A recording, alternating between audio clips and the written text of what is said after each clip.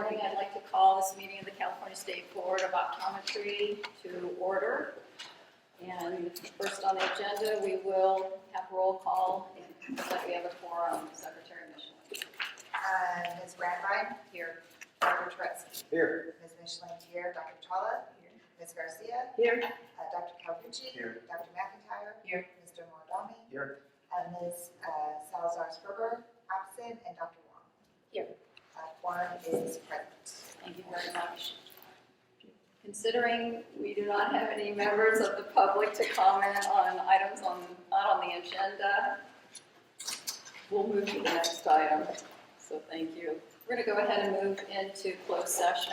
If I could ask that those who are not participating or who should be present, please step out. And we'll go ahead and shut things down on the recorder and put our placeholder on the webcast. Thank you.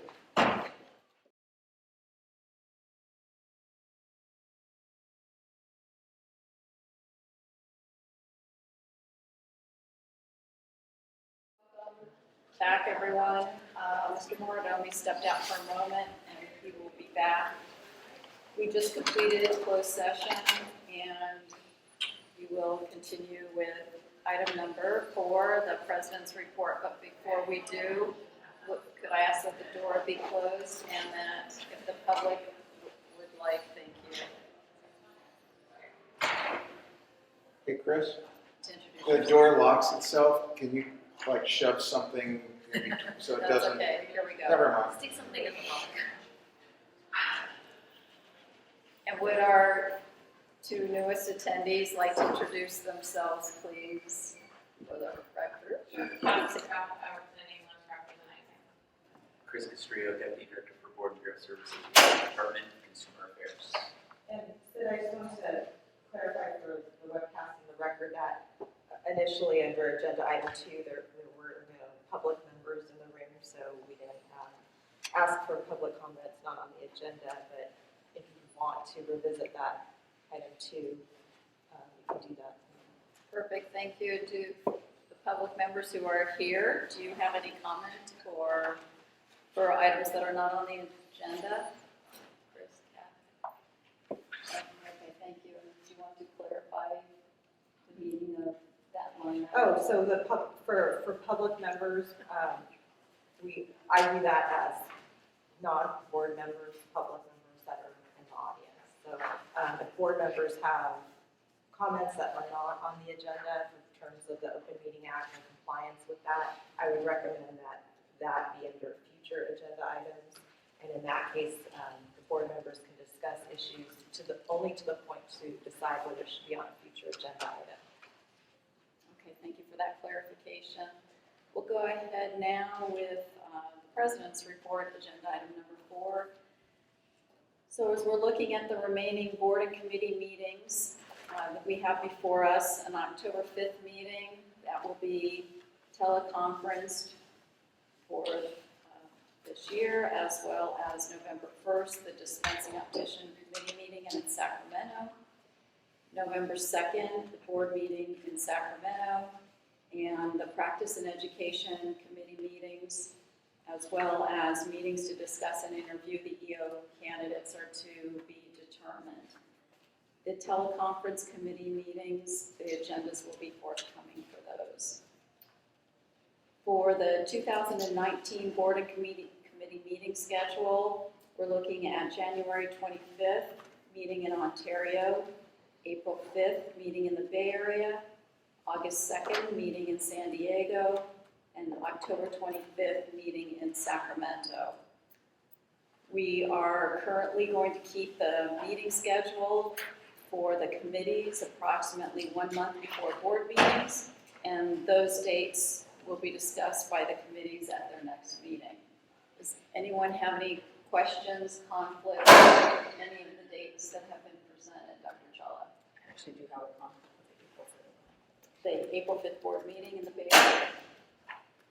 Okay, we'll look at an alternate date for that one.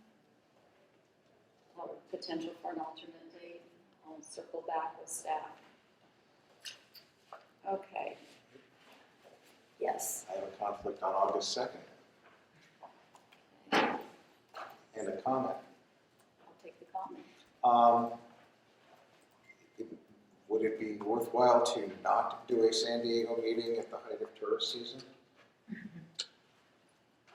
Maybe do it in April or October? I'm gonna say it's always tourist season. That's true. And is it worth considering doing a meeting, one of these meetings in a location where we've never really been before, like the Fresno area? That opens it up for Bakersfield, Fresno, Visalia, where there's a lot of folks.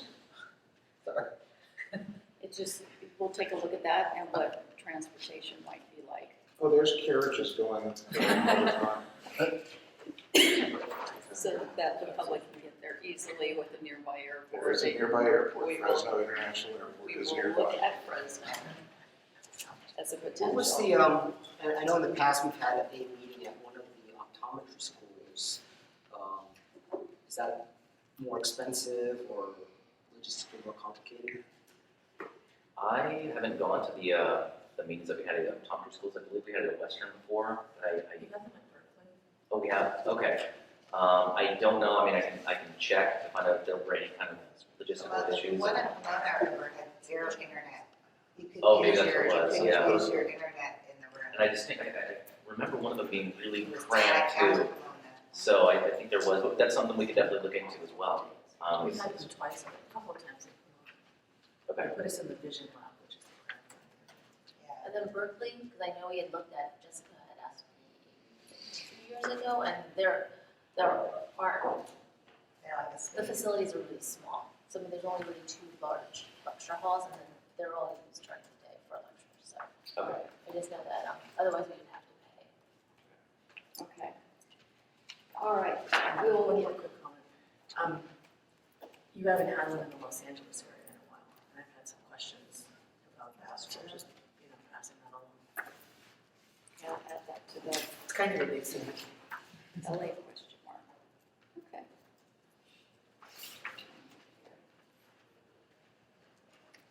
All right. Agenda item number 5, board meeting minutes. Secretary Michelin. So before you, you have the draft meetings from April 20th, board meeting in the Bay Area. I believe it was circulated to all of you prior to the board meeting, so I don't have any comments or edits that were sent to staff, but I'm looking for a motion and a second to approve the minutes. Any comments from board members? Anyone like to make a motion? Motion to accept minutes. Do I have a second? I'll second. All those in favor, we'll take a roll call. Dr. Tretzky. Aye. Ms. Michelin, aye. Ms. Garcia. Aye. Dr. Calvucci. Aye. Dr. McIntyre. Aye. Mr. Mordami. Aye. Maria Salazar Scribbers is absent. Dr. Wong. Aye. And Dr. Chawla. Stay. And Ms. Valentine. Aye. Motion carries. No abstentions. Okay, thank you. Go ahead with the interim EO report. Sure. So agenda item number 6 is the interim executive officer's report, and this is by Joanne Wenzel. She's the interim executive officer. I'm sure many of you are aware of that. The first item on there is the update, which was prepared by our former executive officer, Jessica Sieferman, and this is on the Association of Regulatory Boards of Optometry meeting that she was at in June. So she has a pretty lengthy summary, I think, of all the discussions that occurred during this meeting, along with some recommendations for the board to consider as well. So I'll just highlight those. That way you can go straight to the action, and that was highlighted in red. So the first item that she reviewed as far as having a recommendation attached was the move to a paperless system with regard to license verification. Currently, we still issue license verifications just via paper right now, so if another board needs to find out about the standing of one of our licensees, that's done the traditional way. And what she is recommending, and what one of the other boards communicated during the meeting, is that they are going paperless. So they are recommending that or referring boards to contact them, and I believe this was Virginia board, that they go to a specific website, a license verification, and that's how they can look up that particular licensee. This is something that was demonstrated during one of our previous board meetings. I know that a couple of gentlemen from the Breeze team demonstrated the license verification website, which is, I mean, it's a really, really nice site that they came up with. So she also included a sample letter from the Virginia board, which I think we could utilize as kind of a base to send out to the other boards, possibly have Ms. Brandwein sign it, just advising them that in order to get license verification, they should go to a specific site and that they can get the verification that way. And that just furthers our efforts to go fully paperless. Obviously, we want to try to do that in any form that we can. So that was one of the recommendations. I have a question. Mhm. Who's looking at this license? I could be missing something here. Another board of optometry. So I mean, if But we're already online, can't they just, I just looked up I mean, you can look at my license.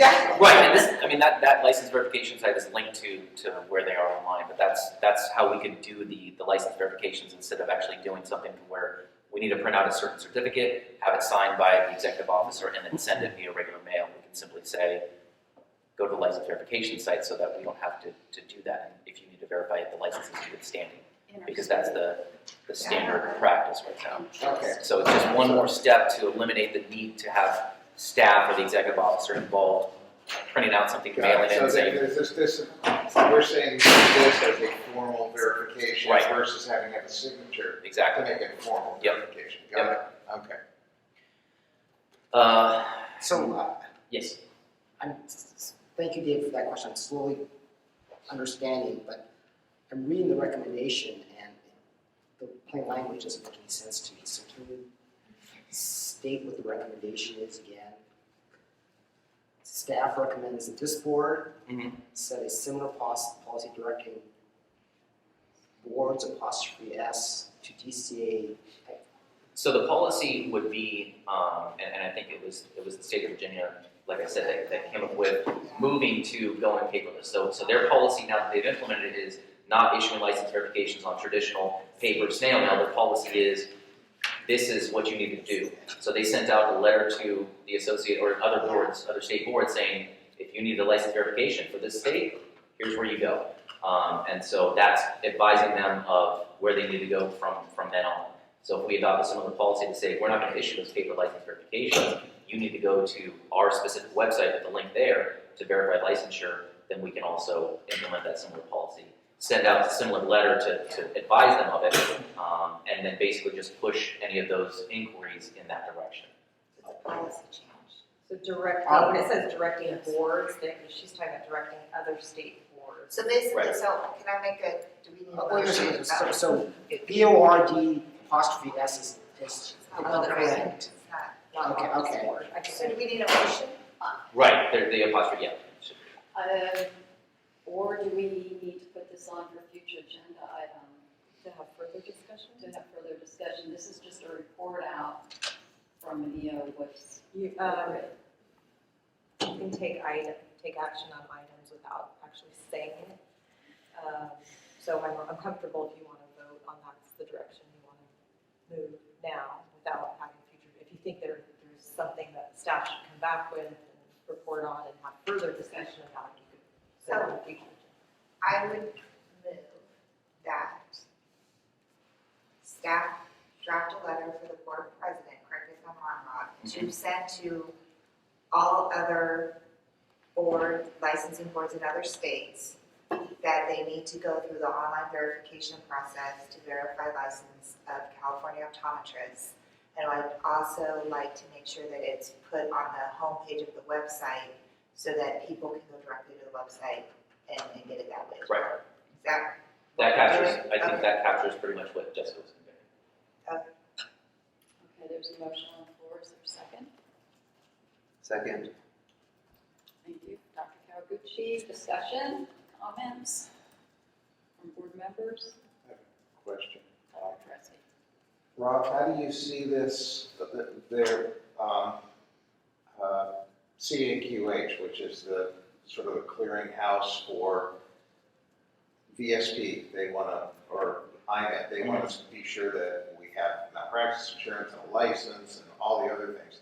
So all that stuff is uploaded to the CAQH website, and they just access it as they need. So one of the things is that you have a copy of your paper license on file with them. Would we now just say, tell CAQH to go to the website to verify it? Or would we still get the paper license and send it to them? It doesn't require anything from the board, from the EO signing off on anything. Right. I couldn't speak to that. I mean, I would imagine that this would also. So we're just talking accomplish that task. strictly about other regulatory boards and not about private. Yeah, I don't know what the requirements would specifically be and whether that would satisfy. I mean, I would We're not assume getting so. rid of the paper license if we still need it. You can print it off, right? Yeah, you can print it So off. you can print it, you can go online to yours and then just print it off and then send it to CAQH. Okay, all right.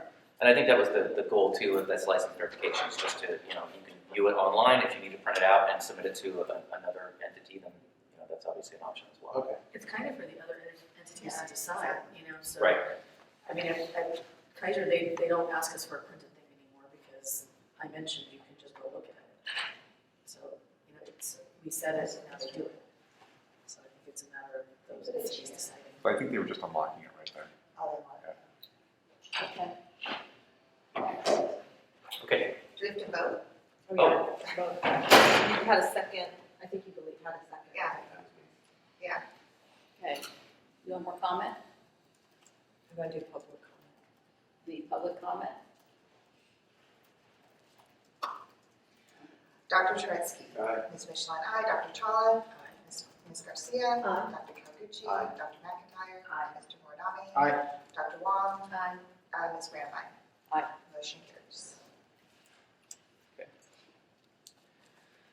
The next item that Ms. Sieberman summarized, a recommendation on, had to do with the OE tracker, and this has come up multiple times, but there was a presentation during the meeting highlighting the OE tracker's mobile capabilities. It sounds actually pretty interesting. OE tracker is a pretty useful tool when it comes to having audits performed for enforcement.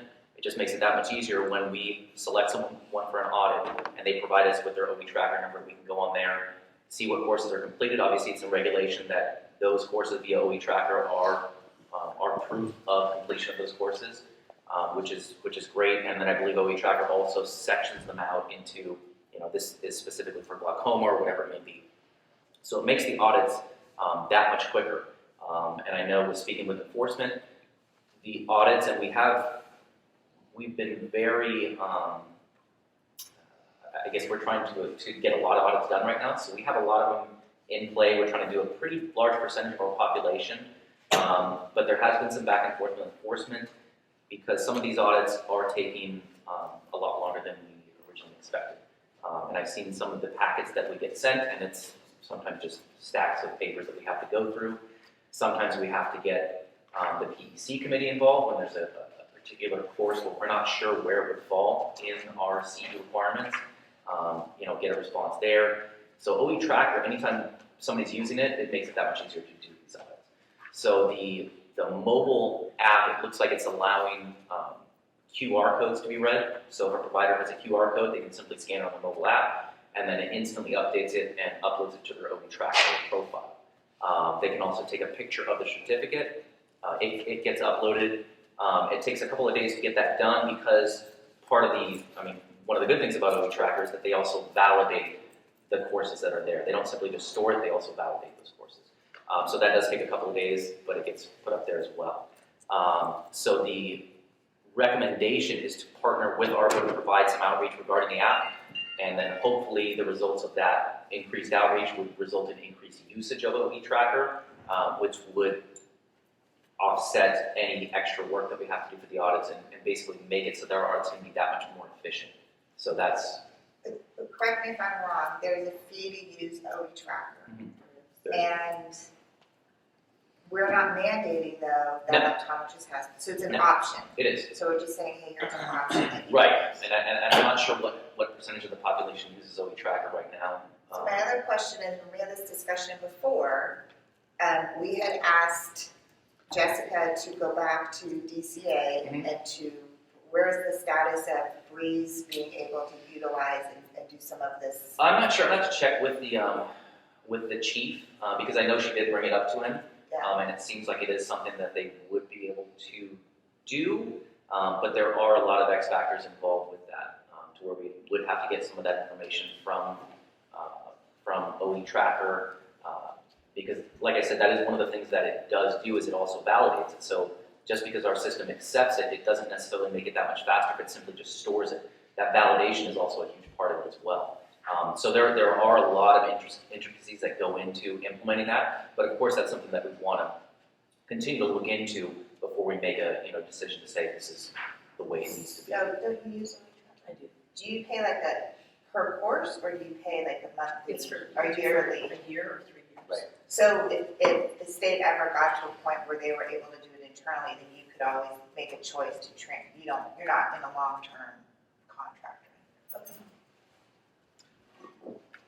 Refresh my memory. OE Tracker is a private app, right? Is that It's through ARBO, so it's via the Associated Regulatory Boards of Optometry. So it's an ARBO product.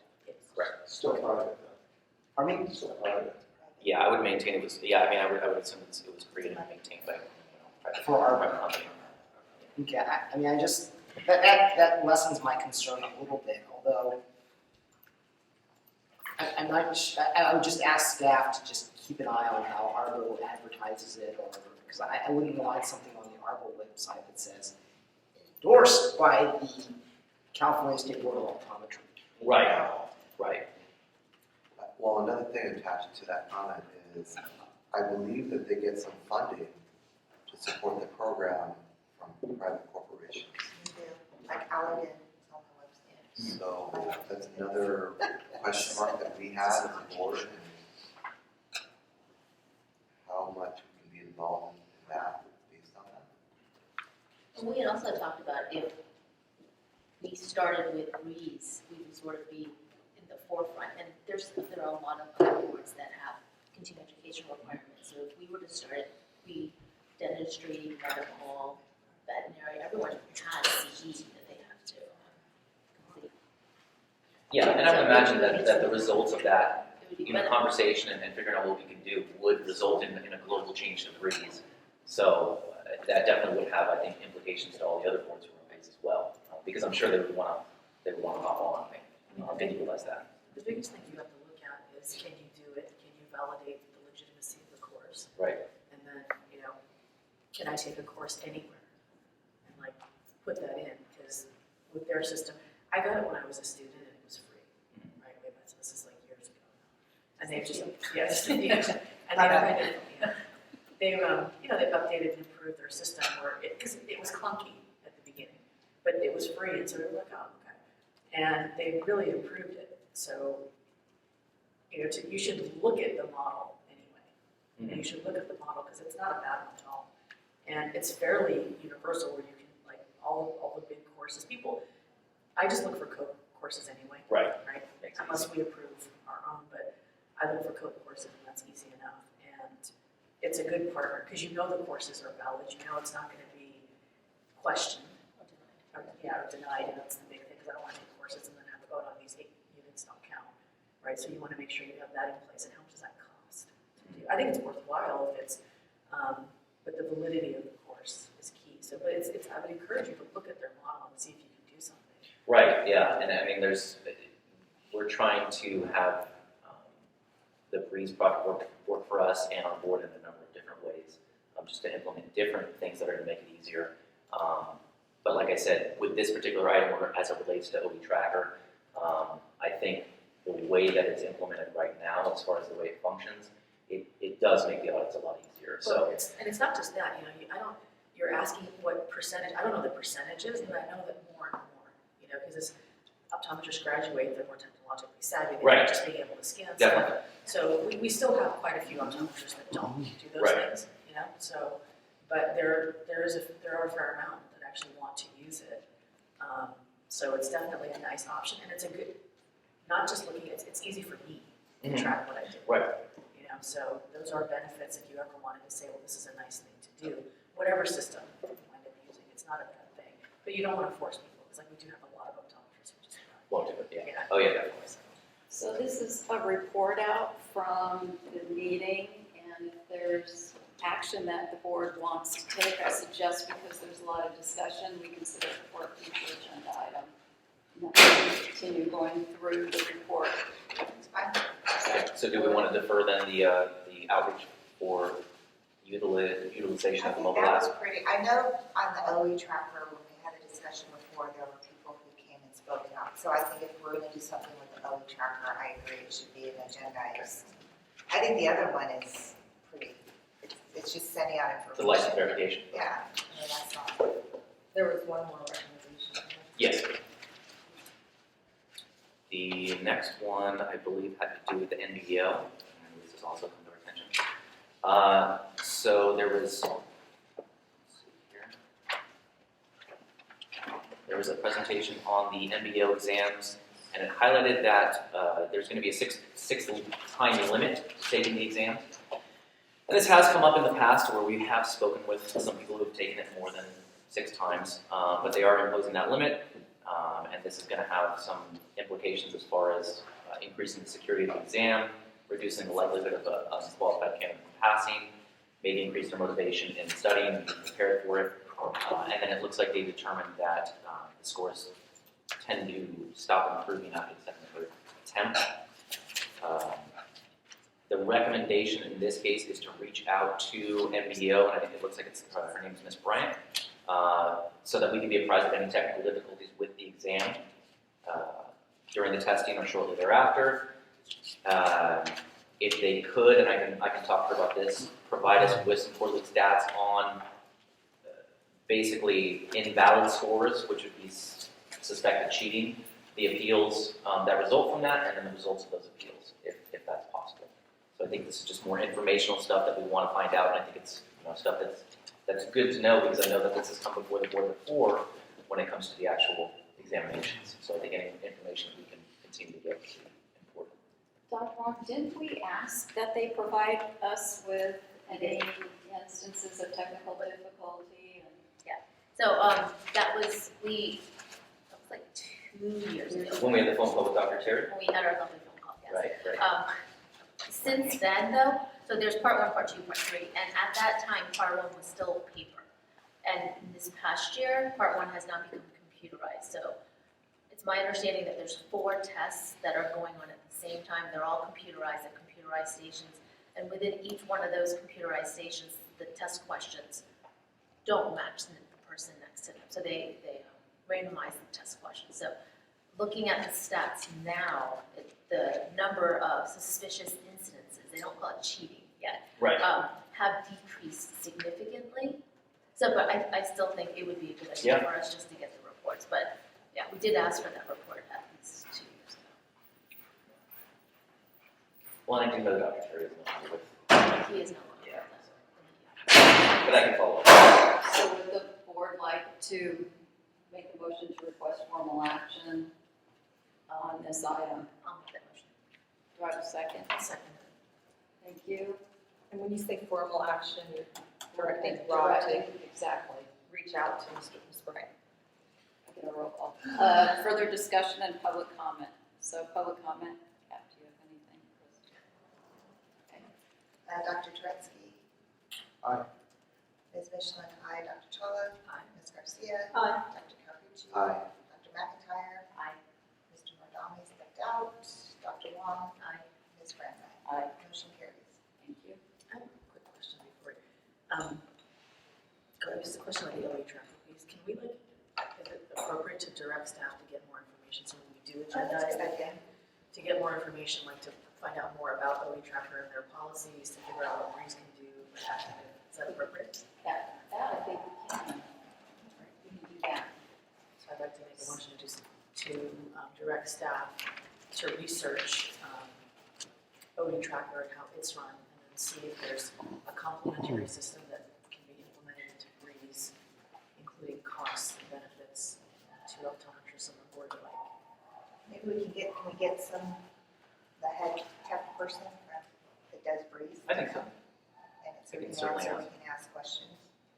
kind of show what we're. Is that a comment or an amendment? Are you amending the motion? Well, I to would include have that? that It's included part of in the research, it's the Okay. research. Is it a motion for that or no? Right? Well, It whatever wouldn't you hurt. do. It wouldn't hurt, Correct but it. okay. So Yes. that's the motion. Okay, Second. thank you.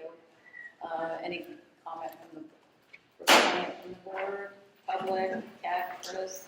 No. All right. Dr. Turetsky. Aye. Ms. Michelin, aye. Dr. Chava. Ms. Garcia. Dr. Calvucci. Aye. Dr. McIntyre. Mr. Mondami. Abstain? Dr. Wong. Aye. Ms. Grandma. Aye. Motion passes. Okay, and I think that was it for, yeah, those are the recommendations that Jessica put forth. And of course, I want to thank her for providing this update. I know she's very busy over at the Veterinary Medical Board, but certainly appreciative for getting this document. And for clarification, we sent her while she was still executive officer. So we did ask for a report following, that was part of the approval process for her to continue to go. Okay. So I can take the FBI Rat Back program update because I reached out to Ms. Sieberman and asked her about what the board should be updated on. As you recall, the FBI Rat Back is, actually I have to look this up, but the RAP stands for Records of Arrest and Prosecution, and BAC stands for Background, and it allows the notifications and updates with including arrests and charges that do not end up in convictions to be reported subsequent to the initial background check reporting. And while the Department of Justice had told DCA and Jessica that they would be inviting statewide stakeholder meetings on that, there hasn't been much movement on it. DCA has continued to remind the Department of Justice that this board has a strong interest in it and having those meetings. And apparently Jessica believes that the Department of Justice, their position is that their statewide system does not meet the system requirements for this FBI Rat Back program.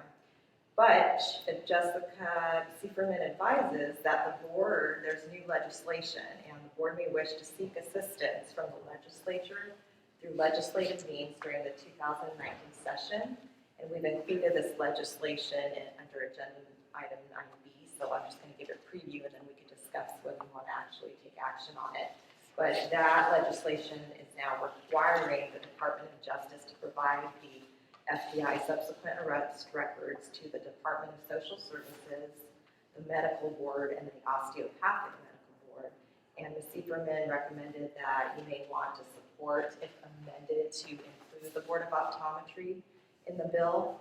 And she advised that it's set for a Senate appropriation hearing when they convene on August 6th. And she also said that even if it's too late to get that amendment through for the board, the good news is that she believes if it goes through, the Department of Justice will be required to update their system and to accommodate the working with the FBI Rat Back program. So it's possible that they'd be more willing to work with the Board of Optometry, even though it's not a requirement in legislation. Okay. And then the next item is the strat plan. So I utilized the previous update that Ms. Sieberman had during the prior board meeting, and then just added some updates in red. I can quickly run through those. So in the first goal for licensing, one of the things to take note of it is we did create a cloud drive for the schools of optometry. I believe at Berkeley we already had something established where they're emailing us the transcripts, but we did confer with the registrars at SCCO and Western, and they were very receptive to the idea of converting the transcripts to a PDF form and then utilizing this secure cloud drive. I had to do a demonstration for both of them, but we were very grateful that they were able to do this for us, because we're trying to do anything we can to make the process quicker for licensure. So them being able to just drop the transcripts into a cloud drive and for our licensing team to just access it right there instantly makes it that much faster. They don't need to send it via snail mail.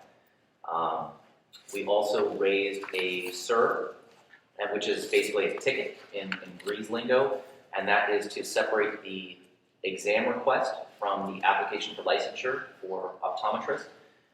Currently, the application begins kind of at the exam request level, and the board staff has to get involved.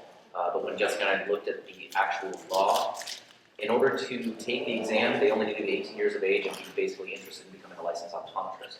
So we made it, we kind of pulled that transaction part of it away from the original transaction as a whole and made it to where an applicant can hop on, say, yes, I'm 18, I'm interested in becoming an optometrist, click submit, and it'll automatically approve. So there's no need for board interaction in this case, so it's one less piece that we need to deal with.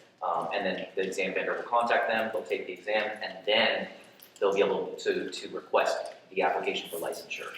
I think this is also really appropriate because it's going to be more accurate when we're tracking the actual cycle times of our applications.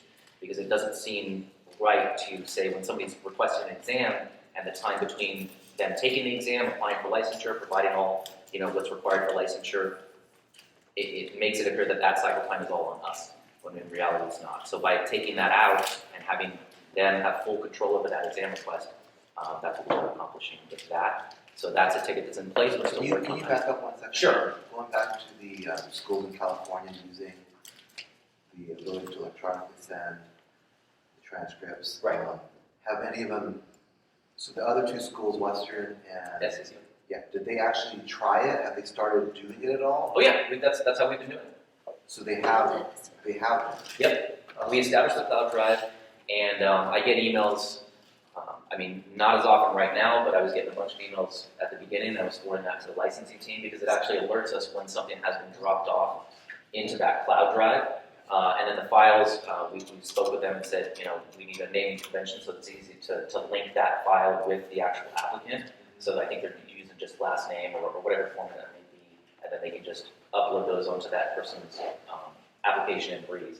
So it just So it's makes working well. It's working well, yeah. So have we communicated with any of the schools in the US, Canada?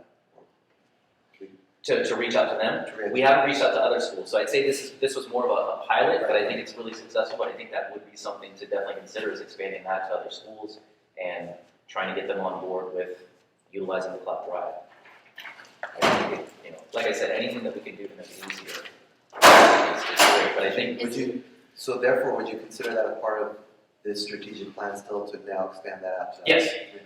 I would. Is that like on the website or anywhere, so people who are applying can just let their schools of optometry know that they can just submit it through the cloud? It's not, because I think we'd have to set that up with the school. So from an internal board perspective, we're gonna have to reach out to, whoever, SUNY or whoever it may be and say, hey, Mr. or Mrs. Registrar, here's this cloud drive. We wanna, I don't wanna say sell them on it, but we wanna explain why it's a benefit to their students who wanna become licensed in California. I would assume that we've kind of taken care of the lion's share, because I'm guessing that a lot of the, SCCO, Western, and Berkeley, those are the ones who are really going to get licensed in California. But I think reaching out to the other schools, I think, would be really invaluable. And you think it's improved the processing time? Yeah. Do we know how long it's been taking? I only ask because Right. I've had multiple emails and texts from at least Berkeley students asking when they're going to get their license. I don't know what we have as far as the current estimation on cycle times. And I know that you had asked about that earlier, and I do want to look into those specific cases, because I don't want to paint with a broad brush and say it takes this long or it's taken them this long in this particular case, because I think if they haven't provided everything required, or let's say they provided everything 6 months ago, but then they were still missing something else, and they just provided it, they're saying, well, I've been waiting 6 months. It's like, no, we were waiting on this part of it. I just know Because- that 2 weeks, I guess I sent you an email 2 weeks ago. I was getting numerous emails and texts saying, I still don't have my license. Right, and that's why I wanted to touch base with you and see if I could get some specific examples so I could look at their applications. And of course, if there is some kind of inefficiency or something that I need to address with staff, I want to be able to do that. Well, sometimes it's variable by different schools of optometry. So some schools of optometry respond very quickly to those kind of requests. In others, it takes them longer because of administrative realities that they deal with. So by creating a tool for them that makes it easier, hopefully that will speed the process for all the optometry schools. Yeah, and I know that, I mean, there was a little bit, I'm not gonna say of that, but I think I kind of had to let them know the benefits of that because there is a little bit more work on their side, so instead of having to just print and mail out the transcripts, they do have to convert it to a PDF, add a name to it, and then send it over in the cloud. But I think explaining that this is a benefit to their students and it's gonna get them licensed faster, and hoping that they can meet us halfway and help us out, I think we would really appreciate that they were willing to do that, so. So does it show through a status bar perhaps of where it is, or if additional information has been requested, or if it's in the final stage of review? On their application, when they're viewing it, or? And through, so it goes into a cloud system, but then what? So basically, it'll notify me that there's been something uploaded to the cloud, and this is just the transcripts. Right? I'll alert the licensing lead that we have received something in the cloud. She'll go on there and pull that document out and then basically attach it to the application. And so that will satisfy that educational requirement part of the application. But of course, there could be other things that we're waiting on as well. So whether they haven't done their fingerprints or maybe they haven't taken a certain exam, those are still outstanding. That's not going to specifically call that out, like if they hopped onto the profile, it's not going to say you're missing this, this, and this. It basically just says pending at that point. But with the application process, there's a lot of correspondence as far as phone calls, all that kind of stuff. So they're definitely able to communicate with us, but yeah, it's not going to tell them you're missing this, this, and this. It's just going to say pending.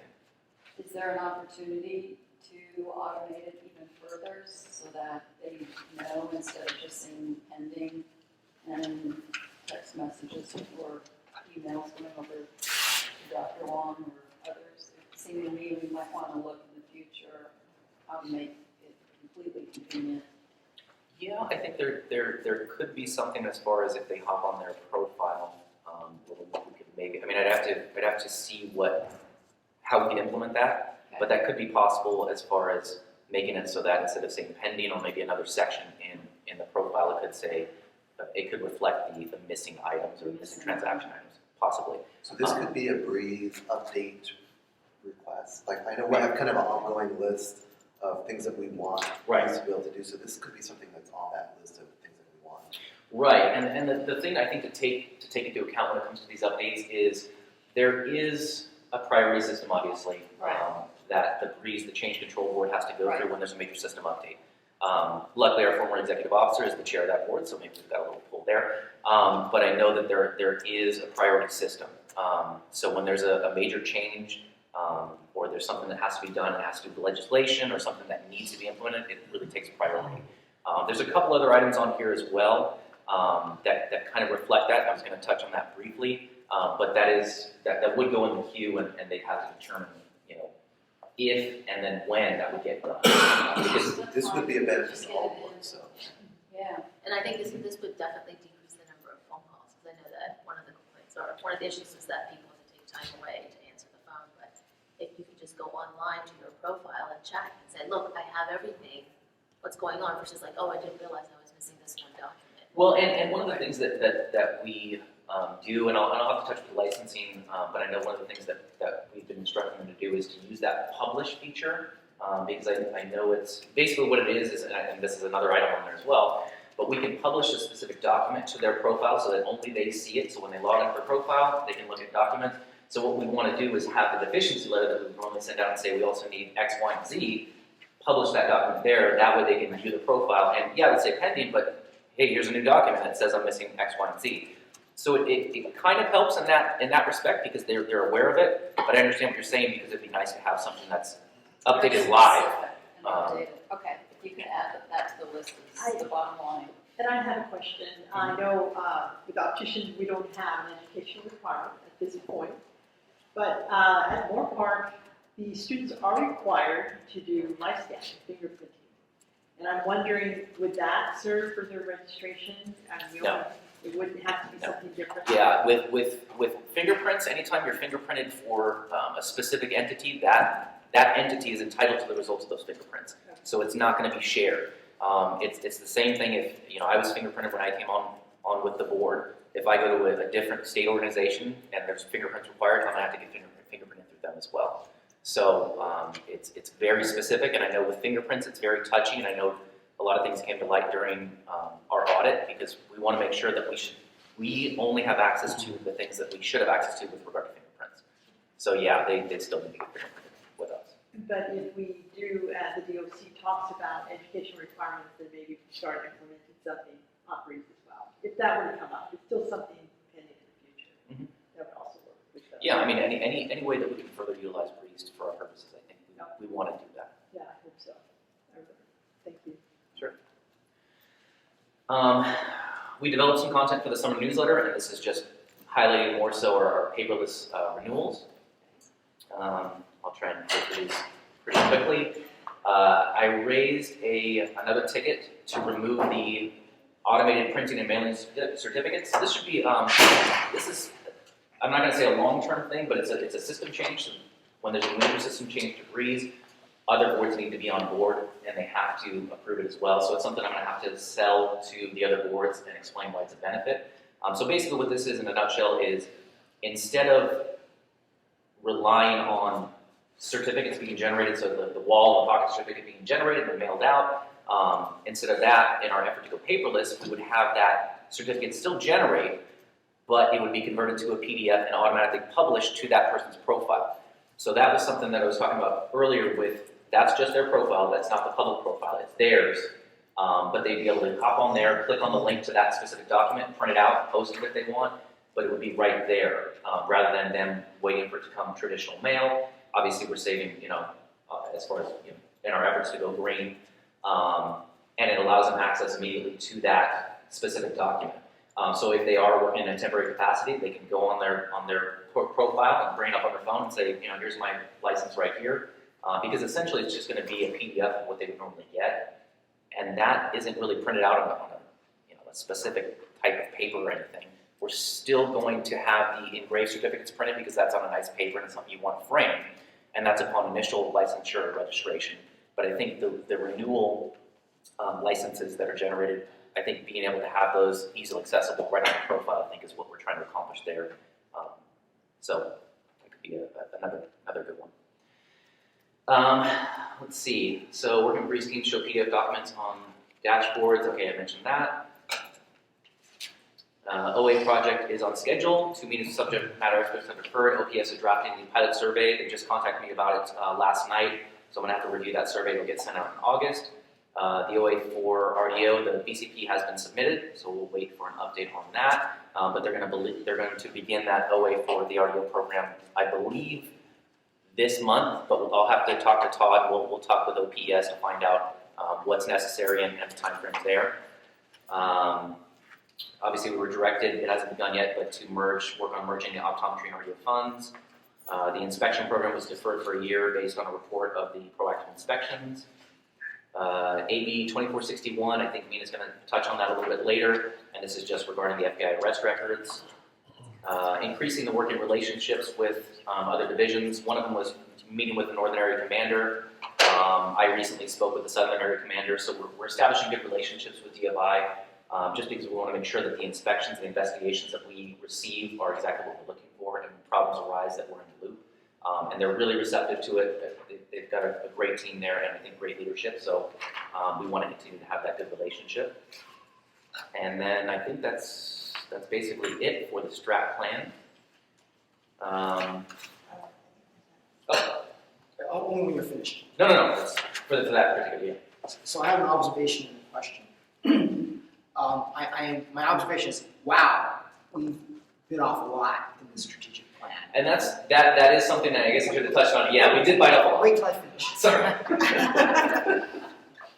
The coffee's kicking in. Sorry. We've bit off a lot. I appreciate the staff's efforts to meet the elements of the strategic plan. But in the context of the next item in the executive director's report, I've observed that there's a lot of staff turnover as well. And I think, and then this kind of relates to our relationship with the DCA, the department, and that is, I'm sure the staff turnover is going to hamper or inhibit our ability to meet our goals in the strategic plan. So would you not agree that we need the support of the department in terms of helping us hire a new executive director and providing temporary personnel to fill in the staff turnover, that we need the help of the department in order to meet our strategic plan goals in a timely manner? Would you agree with that? I would agree, but I definitely, I don't want to downplay what DCA has done for us just over this past year, because I know that we've thanked them on multiple occasions for providing us with temporary staff members, and they have been a lifesaver in a lot of occasions. We have had some turnover. There's some more listed here. We're trying to be as proactive and as agile as possible to deal with it. But of course, I mean, at any opportunity, I will reach out to DCA and say, hey, is there anything we can get help with? But I know that they are definitely willing, and we've had multiple meetings with them to help us out. And that's what's really great is we have their support. That's So- great to hear. Thank you. And I have a question, I wanted to wait till the end as well. I really like how there's a development with ARBO because of all the optometrists. There are, not exactly like ARBO, but at least maybe 3 or 4 organizations that do work with opticians and their development. So for research, I would imagine the staff wants to be available and understand what they're doing. Would you like me to provide you at least the names of those organizations? Sure, yeah, definitely. And so that you can start connecting with them? Yes, yes, Okay, absolutely. I will send it to you and it'll say research. Please. Okay. Any other questions or comments on the strat line? Okay, so next up is the enforcement update. I'm going to have Cherie Kimball, our enforcement lead, just give us a synopsis there.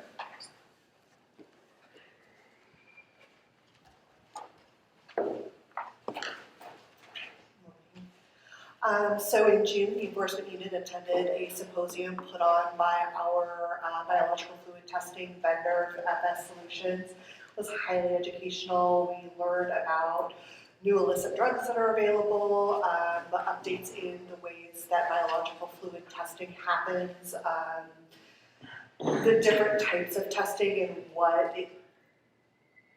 it covers, like time frame wise, so how long your test will test for, how long blood test, hair and follicle testing, that sort of thing.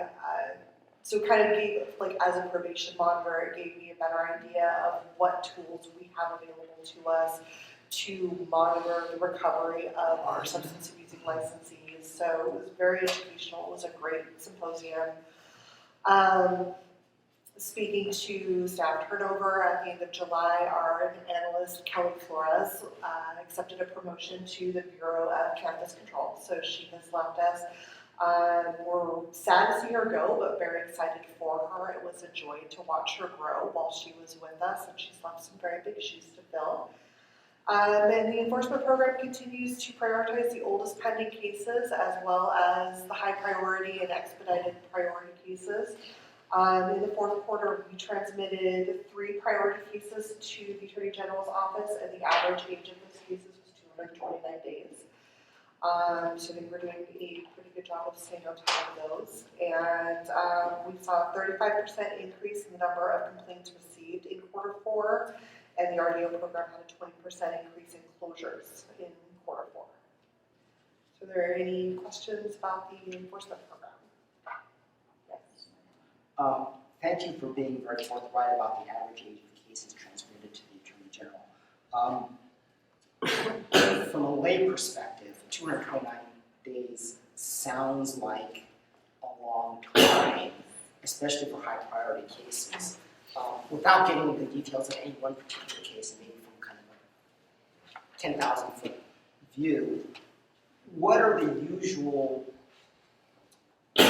causes for the delay, or what takes time? I won't call it, but what takes time getting to the Attorney General for these high priority cases, and what suggestions might you have for the board as to what we can do, either regulatorily, resource, or legislatively to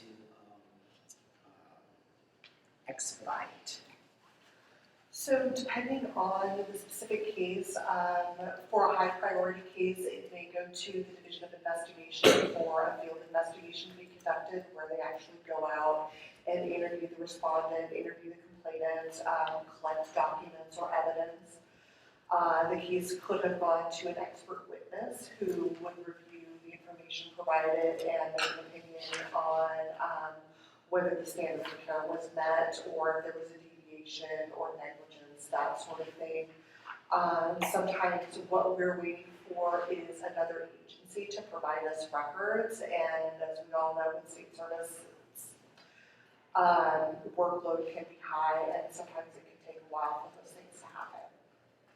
So are there any issues of, the DOI or another agency, or let's start with DOI, DOI saying, sorry, we can't get to it for a certain period of time?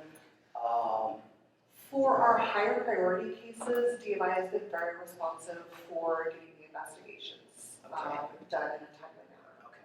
And in terms of having an expert witness, are there any delays in terms of finding the expert witnesses, the expert witness taking a long time to come up with their opinion?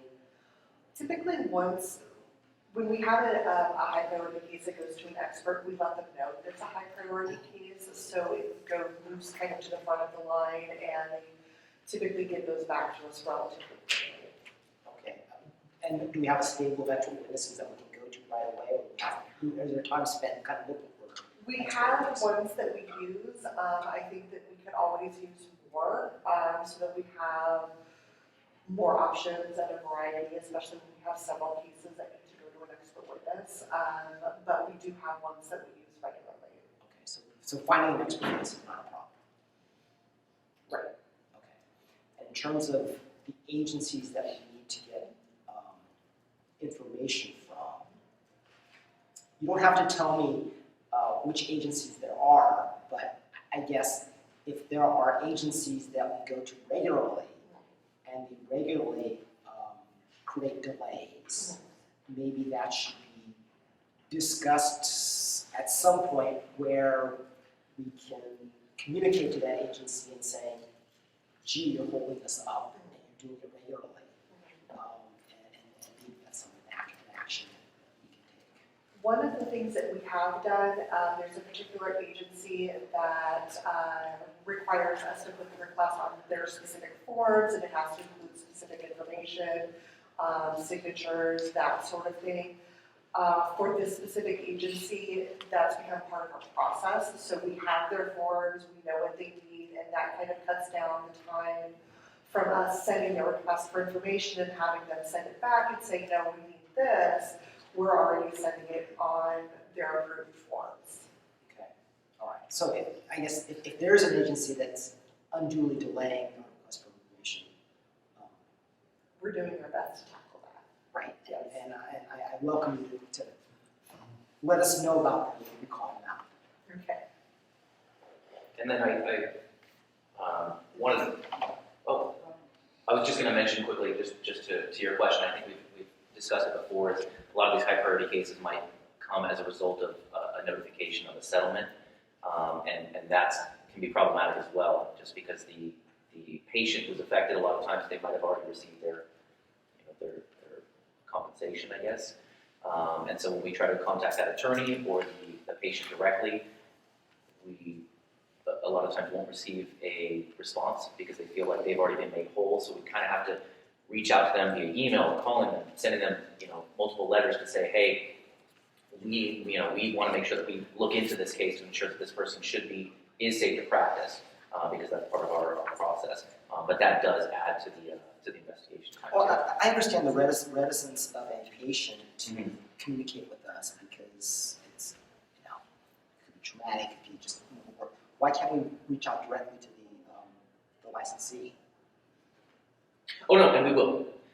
We will reach out to the licensee. I think there are some times where they, because we need to get both the release from the patient, any of the related records. So if that patient went to another doctor after the fact, we would want to receive those records as well. But yeah, we can definitely reach out to licensing. I know there are times where we've reached out and they've provided us everything we needed. There are other times where they've only provided us a little bit and we need to go to that patient to get what we need.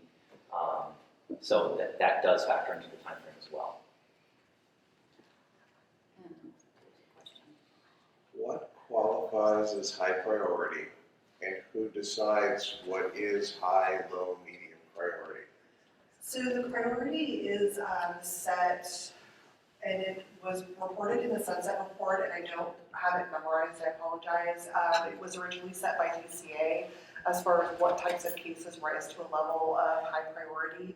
One of those is actual patient harm. So in cases where a patient may be lost vision as the result of the optometrist's action or lack of action, that would be considered a high priority case.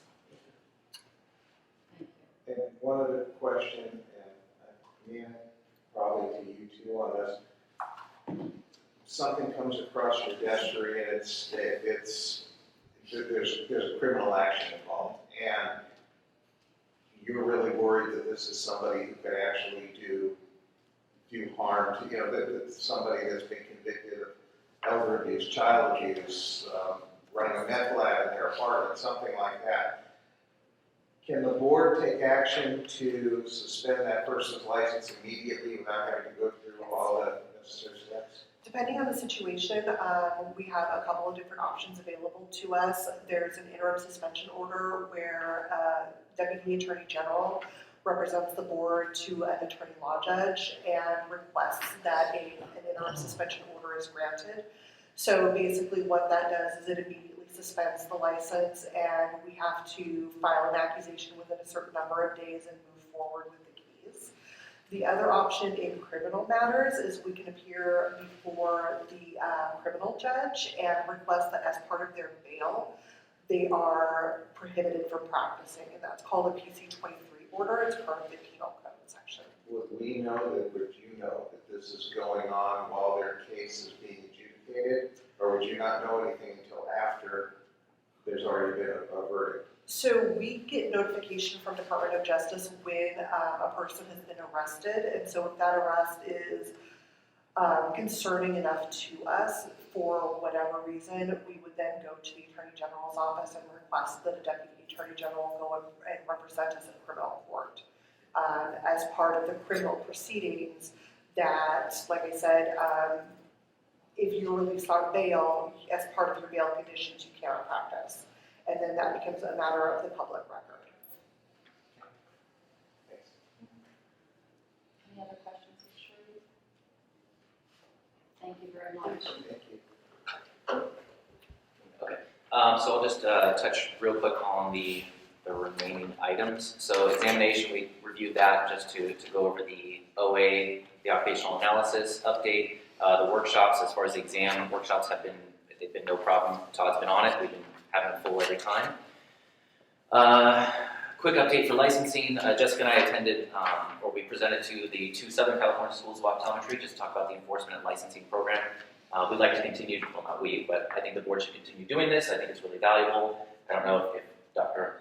Wong can agree with that, but I think it's a really good venue for us to connect with the students to ask us questions, just cover some frequently asked items, let them know what's happening, and I think one of the big parts is to encourage them to get involved in the profession. We even tell them to apply to become a board member, an expert witness for reviewing cases or being involved in the workshops. So I think it's a really good opportunity, and we still get the questions that are after they want to talk to us, one-on-one about something that's happened that might be related to enforcement, and we're happy to answer those as well. And I think it just kind of alleviates any stress they have or anything they're concerned with as far as thinking we're just some faceless government organization who's out to get them. So I think it does set their mind at ease. As far as furthering our mission to go paperless, I did provide some training to the licensing staff as far as manually publishing. I know I mentioned we want Breeze to automatically do it, but manually publishing certificates to that licensee's profile. So that's something they're implementing now. So anybody who is recently licensed or registered, part of that process is to generate that certificate, convert it to a PDF, and upload it to their profile. So they should be able to access that now. And that's just to kind of test it and make that just part of the process. All documents, as far as an application goes, should be contained in Breeze. Another effort to go paperless. We want to make it so that if you go into an application and you're on the Breeze system, the back office system, there shouldn't be a document hanging out somewhere else or in a different folder somewhere. Everything needs to be scanned in, all the correspondence, any notes, everything. That way, any one of us, especially this kind of talks to turnover and being able to pick up where someone left off, should be able to go into that application and know exactly what's going on. And so that's one of the other things that we've implemented that is the directive right now. And then there's some licensing stats below. Let's see. The personnel update, we did lose Abby, who was loaned to us by DCA, but we're very thankful once again. Priscilla Torres Fuentes returned from her maternity leave, so we're happy to have her back. She was eager to get started. Let's see what else. And then Jessica Swan, our RDO coordinator, was out on a leave of absence, and she's returned. So she's back at the helm as far as taking over the RDO applications. I want to thank Brad Gardy, who worked in a limited term capacity as the RDO coordinator, but he also floated back and forth between enforcement just to make sure that we didn't lose any ground. I think I mentioned at the prior board meetings that we had posted a limited term position in enforcement to make up for him being over in RDO, but we did have to repost that a couple of times because we didn't find a candidate that we felt was a good fit, and I didn't want to settle. We did increase the RDO position from a 0.9 to a full-time position, and that's because we did have a 0.1 position left over from when we created Alex Suarez's position. We had a 0.1 position left over, and that's floating out there, so we went ahead and made that a full-time position. And the work definitely speaks to being a full-time position. And then once again, Kelly Flores has moved on. So we do have a vacancy. It has been posted, and I think it was probably a 10-day posting, but once that is done, I'll start going through the applications, setting up interviews, and hopefully we'll have somebody in there, hopefully next month, depending on who we can find. Obviously, there is a process there, but I'm going to try and get it filled as quickly as possible so we don't lose ground. Yes? So I'm observing folks that start with us jump to other DCA boards. And you can answer this question offline, but I'm wondering, are we like the Oakland A's? Where The farm team. pay our employees like low salaries until they start performing really well, and then they jump to the Yankees or the Dodgers or our salaries. I like to use the A's. I think one of the things to consider is that our board is small. So if someone is looking to move up, sometimes they feel that the only opportunity for them to get into management is to move into a board with a couple hundred people. I think what it speaks to when they're going to other boards or other DCA is that DCA is a really tight-knit family. And I know that I've experienced that when I go to headquarters. You see all these people that you know constantly. So it does feel like more of a family atmosphere. And I know I've seen some of the survey results about people loving DCA. So they really love the DCA family and they want to stay there. It's just our board is very small. So if someone wants to be a manager, and there are a lot of our staff who wants to get out into management or move up into the AGBA position if they're simply an analyst level. But one of the other things that we do from a management perspective is I don't want to hamstring their efforts in growing. So when they want to train or take management courses or expand their knowledge so that they can be more desirable in a promotional position, I don't want to hamper that and say, no, I want to keep you here. I sign on training all the time because I think it's valuable. It makes them a more productive employee and happier in what they're doing, knowing that they're striving for something else. So yeah, we do lose them, and it is tough, but I understand that's just part of it, and I don't want to go the opposite way by trying to say, you're stuck here. I agree with your answer. It's a great answer. I'm happy to be the Oakland A's. Yeah, And we're nurturing the talent. if one of us is Billy B, that's great. So fine. And then next is the budget item. This was provided last night from Wilbur. If there's any questions, I think we can relay those back to him, and we can get some updates there. But that's basically it for the interim executive officers. Our budget balance is in good shape. Yes, I believe so. Yeah. Yep. Any questions on the budget from any of the board?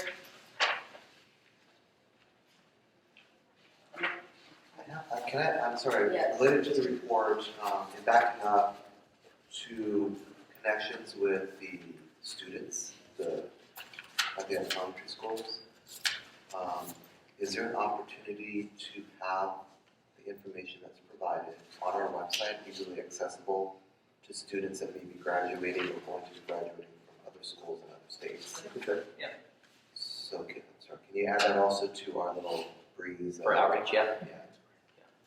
That shouldn't be a problem. And I know that's something that comes up after the presentations is that sometimes, either the administrator or the students will say, hey, can I get a copy of that PowerPoint? And, that's totally fine. I mean, we want to be transparent. Jessica and I provide our actual, direct line so that, hey, if you need to call somebody, call us. And we want to be that accessible. And So, yeah. the presentations have been really positive. The students, the feedback I got from the students, they're very appreciative. You guys take the time to come and talk. Good. That's good to know. It makes the board seem much more approachable. Yeah, and that's what They're like concern real is. people. Yes, exactly. We're just people. We're not applications. Thank you. All right, from an agenda standpoint, we're going to go ahead and take a break. A quick break to stretch our legs, grab our lunch. Lunch will be brought in, and then we'll come back for a working session. So if we're back, please, by the bottom of the hour, 12:30, we'll continue on with the agenda and go from there. So we will take a short break.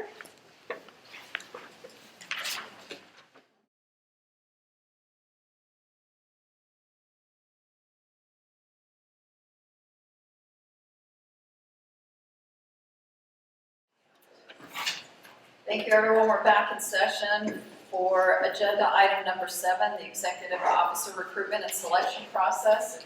I could have committee member Rachel Michelin provide an update with input from Dr. Lillian Wong. So as of today, we have 2 applications. Dr. Wong and I have been working with DCA and made a decision yesterday, day before, this week, to extend the filing deadline an additional 30 days. It has been posted on the Capital Morning Report, and I just got an email from the Capital Daybook. It was posted there as well. At this point, I think that we need every board member to step up and take one action in what they're going to do to promote this position. I know I personally put it on my LinkedIn page. My organization has emailed it out to a couple thousand email addresses, but we all are going to need to promote this position and get the information out, or else in another 30 days we're That is more yeah. So, it was just posted No. in the No, last no, few no, days? it's posted, Okay, but we reposted it, okay. so we extended the deadline. From 30 days to another 30 days. Another Right, 30 but I days. didn't know how long it's been out there. It's been out there for 30 days. The full 30. I know there's a little lag time in getting it emailed out to the listserv from the board. So hopefully we can resend that out with a big headline that it's been extended. Okay. Also, if there's a way we can put it on the homepage for the board, so it's right there on the homepage. The challenge right now is there are a lot of executive officer positions open. And so there's, and unfortunately, some of these pay more than what we're able to pay. So, Nicole emails us every Friday with an update. So really, I think it's up to us to individually, I know some of you, the reality is this person will probably come from the Sacramento region just because the job is based in Sacramento. Doesn't mean it can't be someone from outside. But particularly those of you who belong to different associations, labor unions, different groups, if you can send out the job posting, if you have a LinkedIn, if you have Facebook, whatever you have that you can get the word out. And if you have any questions, email me. I can send you what I put on my LinkedIn page with a link to the Cal HR. That would be great. Lillian, if you have any comments. I I think, well, Nicole had said also that often, a lot of the applications don't come in until towards the end of the 30-day process, so I was waiting for it. I like, me it's too. not done yet, and it was very disappointing. Yeah. And then I also, I did reach out to Lisa Fennell over at Arbo, Oh, and post the position to the Oh, other great. boards of optometry. Great, thank So she you. said she was gonna do that for us. Thank you.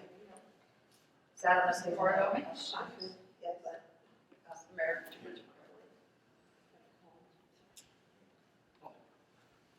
So why do the other boards pay more than we do? Why don't we invite Mr. Chris Castillo from DCA to come join us? Well, I'll correct me if I'm wrong, I think part of it is, based on what the agency will, I mean, we can make a recommendation, but it has to be approved by the agency secretary, and ultimately, it's still a position that is under the jurisdiction of the governor's office. So it's, I think it has to go through that process. Am I wrong or right? Am I making stuff up? Yeah, no, yeah, there's no, Chris Castillo, Department of Consumer Affairs. Loaded question, complex question. Each of our boards under DCA, each of our bureaus under DCA are slotted in a different level. I think I've reported to this board previously that we're going in under an executive officer salary study, contracting with a third party. A big part of that is taking a look at the levels that all of our programs are slotted at, trying to better understand why they are slotted there. And you are right, Rachel, this isn't DCA saying program, optometry here, med board here, architects here. This is a process that involves and predates me by a wide margin, but involves our agency, governor's office, Cal HR, and the department. So there's no real straightforward answer in terms of why is optometry in the place that it is. I mean, I think generally speaking, some of the things that we definitely want to take a look at is what's the staff size, what's the size of the budget, what's the size of the licensee population, how many license types are these boards handing out, what's the level of complexity of the Practice Act, and how has that changed over the years when the board was originally slotted in that position. So those are some of the questions that we hope to have asked as part of the salary study. But Mark, it's a fair question. I mean, it's a complicated one, and it's one we're going to try to do a little bit of digging on. But Rachel touched on. The study's supposed to be done. So yeah, I was going to include it in my. Sorry. No, it's fine. I mean, I'm here. It's so we recently I just signed the contract for the consulting group that's going to be performing the study. We are going to have the award posted, if not today. There's some rules around how long it needs to be posted for before it's started, but we inked the contract, and we're going to be having a sit-down kickoff meeting with the group very, very shortly to get that process underway. And then we're looking at about a 6-month project timeline. We want to get this thing wrapped up by early February. So one suggestion I would make to your point that I thought about, I don't know if you can do it. I would say that if after this next 30-day posting, if we're still in the same position that we're in, where we really don't have a diverse pool of applicants, at least, right now, I don't even know that it's not worth your time because I think you have to have more than just 2 people.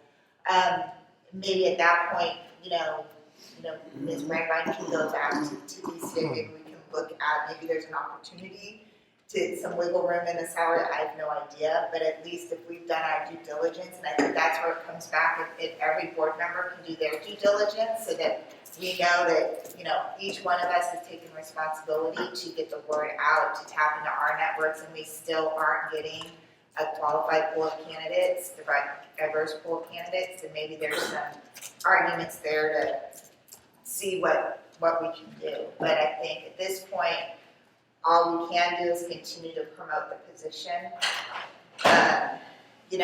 get information out to folks, all people that might know, so that we can hopefully get some more individuals applying. So, if I can make a comment,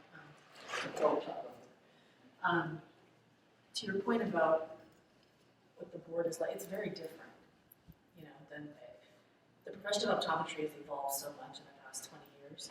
So what we do now is so different from what we did before. And Dr. McIntyre and I were just talking about this at the break. Optometrists are notoriously bad at promoting themselves. So, and the same thing goes for our boards. So I've seen the quality of the board members from, not that they were bad at the beginning of when I joined, but it's just gotten so much more and more. It's just like elevated to a level that's very, very good. And I think that you have to look at what we do now versus what we did the last time this position was evaluated, which I don't know what it was, but it's so different. Even in the last decade, you can go back 20 years, but even in the last decade, it's very different. And responsibilities. And now we actually have another program here.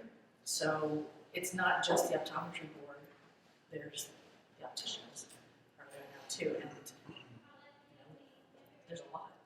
My guess is they took the RDO program from the med board. They probably did decrease the salary of the executive officer of the medical board, and she has less, she doesn't have this program. So I agree, and I know that I totally get where you're coming from, and that's why, to your point, I think our job is for the next 30 days to do our due diligence and show that we're doing everything we can. And then if we still don't, then I'm hopeful DCA will work with us and help, because we only have Joanne for a certain amount of time before she's going to be gone under her deal as a retired annuitant, and then, and I don't know, what happens then. So Chris and I, together with the bureau chief, have had many a phone call, literally within the first hour that I received notice, and it was daily for a good couple of weeks, and now I think we speak maybe once or twice a week for a fair amount of time. So they're well aware of our needs, our desires, how the position has changed. To Dr. Chawla's point, how it has totally evolved, and given them numbers of optometrists, numbers of RDOs, even specific bullet points as to what in the job description has changed from our viewpoint, from your viewpoint, and updating that document.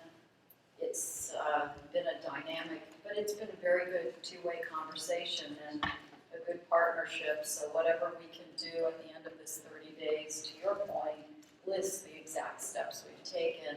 That would help me in my next call with Chris and Dean. Just really a quick follow-up, the RDO program, you mentioned about the medical board, which led me to this comment, is that it was kind of dormant there. And so it's not just, we got the RDO program, you're reestablishing, or I don't even know if that's even the right word, because I don't know that it was very well established, because they just didn't have the time to do it. So it's a brand new thing, from almost from the ground up.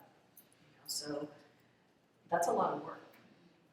Building the education program that goes with it, the certifications that we're talking about. Yeah, and I have to comment to that. It is a lot of work, and there's still so much more that needs to come out. I know the DOC is helping right now. They're accomplishing quite a bit. We'll be ready to help the new EO, but I still think it's going to be a lot on their plate. And something I think the board needs to look at. Is it going to be too much for them? And what else can we do?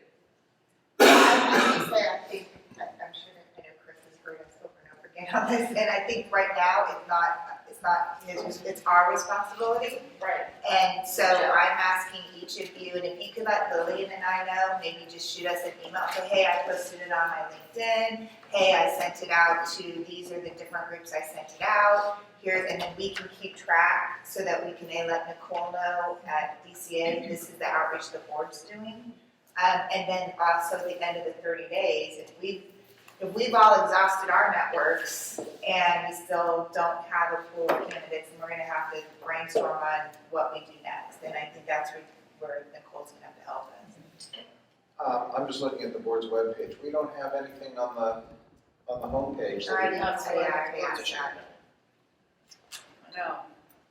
It's kind of So, hard to find something you If can't find. I know somebody who's interested, right, if I knew somebody who was interested, where do I tell them to go?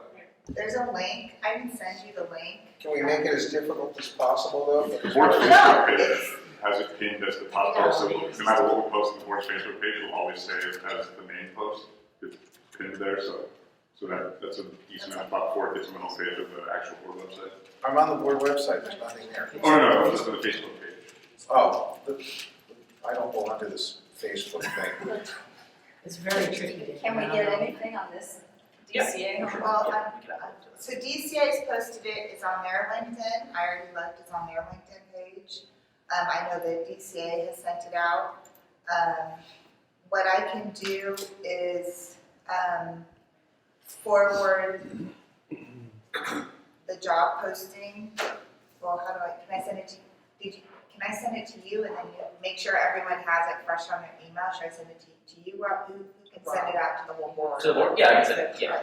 I can send it to the board, then I can also contact the internet team and have them update our website. So what I'll do is I'll just forward this that came from Nicole that just has the link to the job posting, and then Rob, you can just send it out to everybody, and then you all have it, and just send them the link, and you know that's the Get it way. posted on the website. Yeah. Another,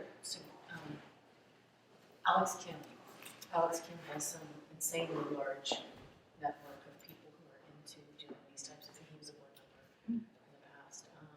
He's on a different board now, actually. He just got appointed. Different board. He got appointed to a third position. So I'll send it to him. You know, he's constantly growing his network, and he's always encouraging public service. And so that's something. And I haven't even started to get it out to everyone. So You can send it to the DOC, that's right. all of them as well. Also, all of the RDOs. There is on the DCA webpage though, a request for public members for the Structural Pest Control Board. So, but there's nothing here for the Board of Optometry. Well, no, and I just think at this point, I mean, DCA, Board of Optometry, they can do their thing. I just want, we've got to do something individually. We've got to, it's our hire, kind of. So we really need to, I think Alex is a great idea. I don't know if COA has sent it out. I think they took me off the list. Like I'm talking about taking you, Mr. Murdoch. So of course, thank you for that answer. It's a reasonable answer and a careful approach to this. I think I might ask staff, can you send me the names of some boards that are comparable to our board in terms of, licensees, budget maybe, and because it doesn't take much, maybe Rachel or Dr. Lang wants to do it. Go onto the website Transparent California and plug in the name of that board and see what the EO salary is. And we can see whether the Board of Potted Plants executive director pays the same or less or more or comparable. So you- Well, can I just make a comment on that? I appreciate what you're trying to do, but at this point, there's nothing we can do about the salary. I'm saying at this point, I think the priority is getting the word out. I heard you. I'm really, Let me get to my second point, because I can address this, what you're saying. I get it that the executive officer for the Board of Optometry will not be paid as much as the executive officers for what's Medical. the medical board, right? More licensees, or the candidates board probably. I get it, right? But I think there's something special about this agency and this board that is appealing to an applicant that might make up for the difference in pay. And I think we should individually think about what that is and be able to articulate to a possible applicant, yeah, we may pay less than the medical board, but this is what you can do with the Board of Optometry that you can't do there. I don't know what that is right now, but I think that's something that we should think about. Are there career development opportunities that we're able to commit to, for example, or mention association meetings to make it all a part of this broader package? Chris. I haven't broached that with the team yet, but Maybe you could like put the job posting out to like association. aside from salary, when we start talking to these folks, can the board commit, for example, annual attendance at our meeting, or 2 professional association classes, 1 within state, 1 out of state, sponsored by the state? I mean, how can we also build a package that might be a little bit more appealing than here's $3.75 an hour plus, I don't know. That would be a question that if Rachel, Lillian are interested in maybe exploring a little bit more with our HR chief, Nicole, I'd like to further on that. Okay. Yeah. Because, I hear you. Yeah. How can you, and there appear to be more wiggle room for someone who comes from outside of DCA than from within, if I understood correctly. If someone is a transfer, for example, or moves between departments, there's a cap on what they're able to get in the way of salary increase, versus someone who comes from the outside. We have a range, and the board makes a recommendation where on that range someone can be. I find it kind of ironic in some respects. so my experience has been, generally speaking, so not generally speaking, for sure, you all are within the Board of Optometry's range. That's a defined salary range for whoever you're going to bring into this position. My experience has been generally that person does come in at the bottom of that range and then can work their way up. I think you're kind of asking the question of someone whose previous salary might have been within, like maybe somewhere closer to the middle. So, they're always going to be within that range. I haven't really generally seen somebody come in above or much above the minimum of that range to start. So, I'm not sure if Sid was asking about the salary. I think Sid was talking about other stuff about this position that makes it enticing to someone from the outside. I mean, enticing, exciting. I don't know what those things are. I could give you some time I can think of them. I'm sorry. You're gonna- Sacramento, and I'll speak for Chris. Charlotte mentioned. Yeah, and the healthcare benefits. Yeah, healthcare benefits, my husband works for the state. Healthcare benefits and pension for anybody my age or younger is not, you can't compete with it in a 401k environment. I mean, it's an insured monthly pension is where, and Chris, I'll let you finish that. So It seemed like an obvious that needed to be said. So if you look at the Commission on the Status of Women and Girls, they're hiring an executive officer right now. It's right smack dab, first thing you see on their homepage, and then when you click on the link under what's new, it looks like they typed up their own little job description with a link to the Cal HR. Maybe Lily and I could put a little sales pitch together, and if we can, how fast can we get that on our website? I think I can contact the internet team and get it posted. So if I we mean, get, depending on what I thought, I can probably get it posted pretty quick. alright, so we'll do that, and then what I'll do, Rob, is we can send you the link to the commission house, so you can show them this is how Sure. they want it. That way you don't have to recreate it. Yeah. And I think in that, we can put in some stuff about and maybe have Nicole help us in terms of what the healthcare benefits and, all of that kind of thing. Once that's done, though, I keep wanting to bring it back, all of us have to be promoting the position. Because the only way we're gonna be able to have any ability to go back to DCA should we not get more applicants is if we've all done our due diligence. And I think the job ends, when is it, September 4th or something? So we have about a month, yeah. We have 30 days from today. It's today or yesterday? Well, today was the filing deadline. I think it's like the 9/4, September 4th. 4th, yes, the 4th, so the Labor Day weekend. And have you reached out to any associations that we should be aware of, so that we're not doubling effort? Okay, so let's start. I've done from scratch. personal stuff. I've done my own organization, I sent it out to probably over 10,000 emails in the state. And I posted on my LinkedIn, I had over 500 views of the job. So people are interested if we put it out there. Okay. And if you need help on LinkedIn, I'm happy to help you. And Rob is Just sending once to again, me. where is the application for you to apply? I'm sorry? How do we tell them to go and apply? Is You it- have to go to the link, you have to go to the Cal HR site, it's very specific on it, and it's pretty straightforward. You have to file, you apply online, I don't even think do they attach their resume? I can't remember. There's a resume, there's a resume. Yeah, it's very specific, you have to sign a duty statement thing that you acknowledge it, so they need to go to the HR site, and the link, I just sent Rob the link, and he can forward it out. Yeah, and you just send that to people. It's a very obvious application. Yeah. Is it on COA right now, do you see it? Say anything, but I'm not on the other side. I'll take a look and see what's Okay, nothing's jumping out of the COA site, so maybe we can solicit their support.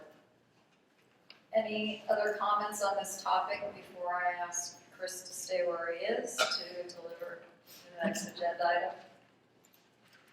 All right, thank you both. We'll all take our own personal actions to post and do and reach out to our communities that we're involved in. Agenda, we're going to take one out of order.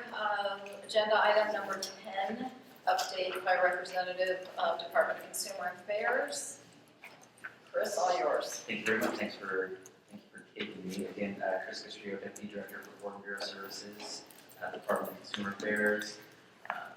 If you talk about EO recruitment, Rachel, I know you've both been very active in working with Nicole. I want to say, we're very committed to all the entire board to make sure you guys get the best candidate you can. So appreciate the work you all have been doing already.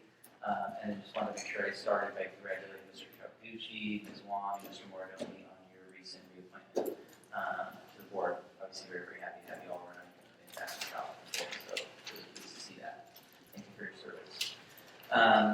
Just wanted to provide a couple of quick updates just on, what have we been doing up here at the executive office. As you know, often when we come here, the director's been really focused on outreach to each of our programs, continuing that thread. Back in June, we had our director's leadership call.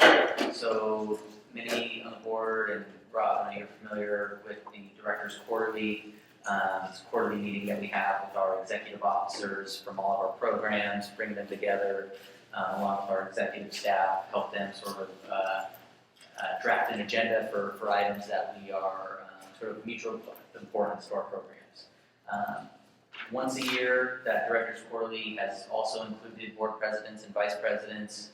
Our director's been looking for other ways to engage with our board leadership. So this director's leadership call that we did back in June, sort of our first go around with this, where we're doing a conference call for board presidents and vice presidents for all of our boards. So in a similar fashion, ideally, that we bring together also executive officers for a quarterly meeting.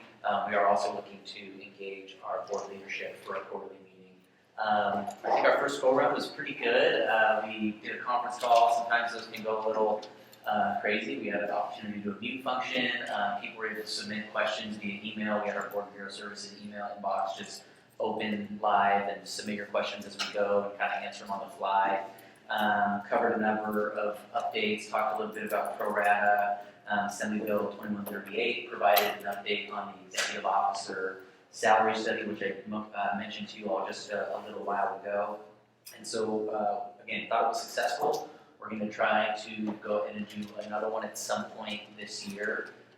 Date still to be determined, but please stay tuned for that. And then I did mention the director's quarterly for our executive officers.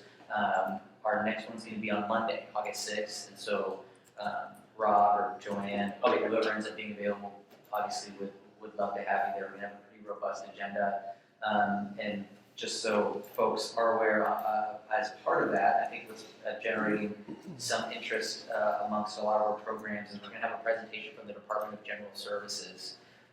And this is looking quite ahead into the future, but they have a plan in 2024 to essentially construct a new state office building in the Richards Boulevard area of Sacramento that's going to house the entirety of our agency, the Business Consumer Services and Housing Agency, which would include all of DCA's programs, presumably. Again, just sort of the draft plans sort of been released. But, we think that's gonna be a really big draw for our programs. Obviously, a lot of interest in building, moving, again, farther down the road, but they're gonna be there to present a little bit on what their thoughts are, what's kind of the process looking like in the next 6.5 or so years before that takes place. So we're really looking forward to that conversation. Reported on a couple of times, we've been spearheading these licensing and enforcement work groups. I think we started back in April. We did a joint licensing and enforcement, whether it be executive officers, licensing staff, enforcement staff, and have since then kind of separated them out into that we have a licensing work group and an enforcement work group.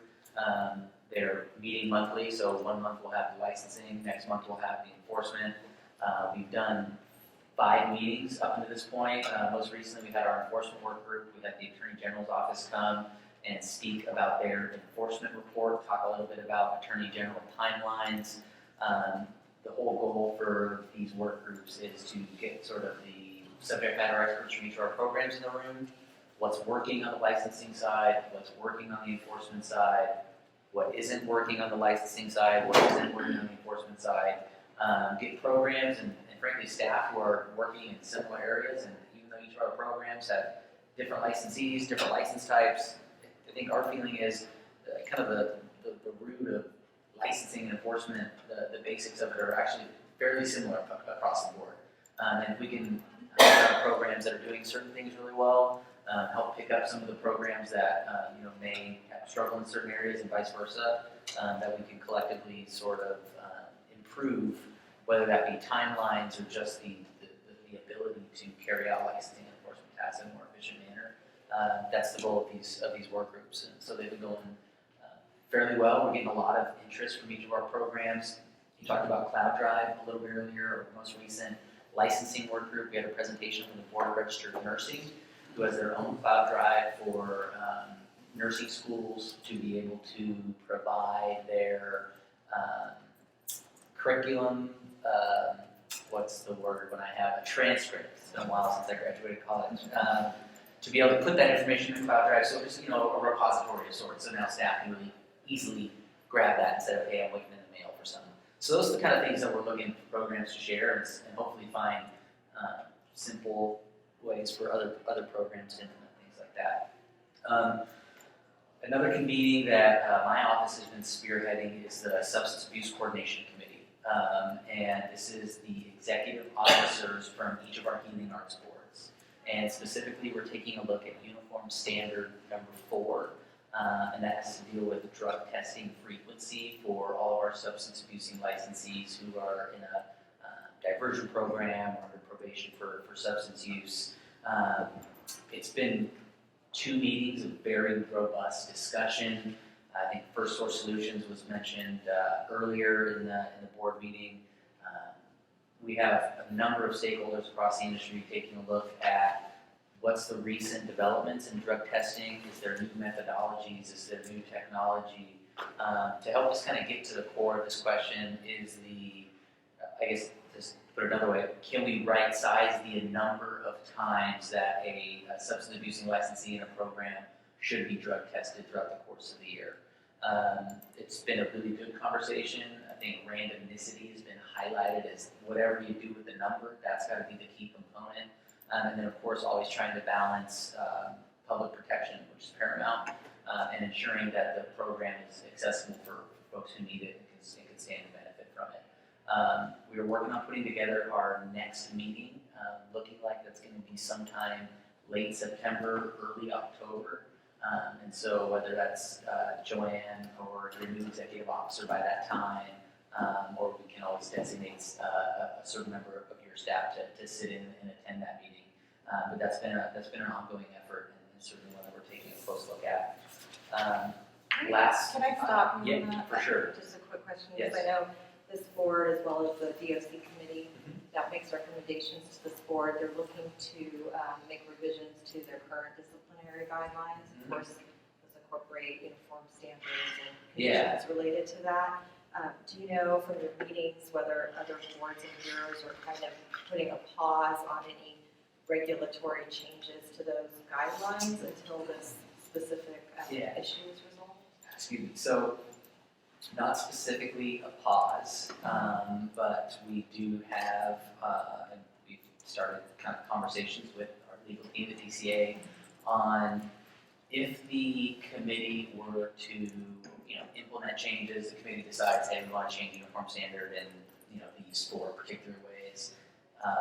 What's the kind of process for that? Does that mean new regulations for each of our board go out? Is there sort of a blanket regulation that DCA can put out and boards can kind of implement? So I think what our boards are, I guess, waiting for is what are the changes going to be, and then how those changes would be put into reality. And then I think at that point, our boards will make a decision about, okay, what do we do then with our disciplinary standards and everything else down the line. Is that Helpful. okay? It's like, at least it's out, it's being considered, that Yes. issue. Yeah. Work through with people, maybe connect with more communication about the process, and I'll follow up with my legal colleagues too, on what they're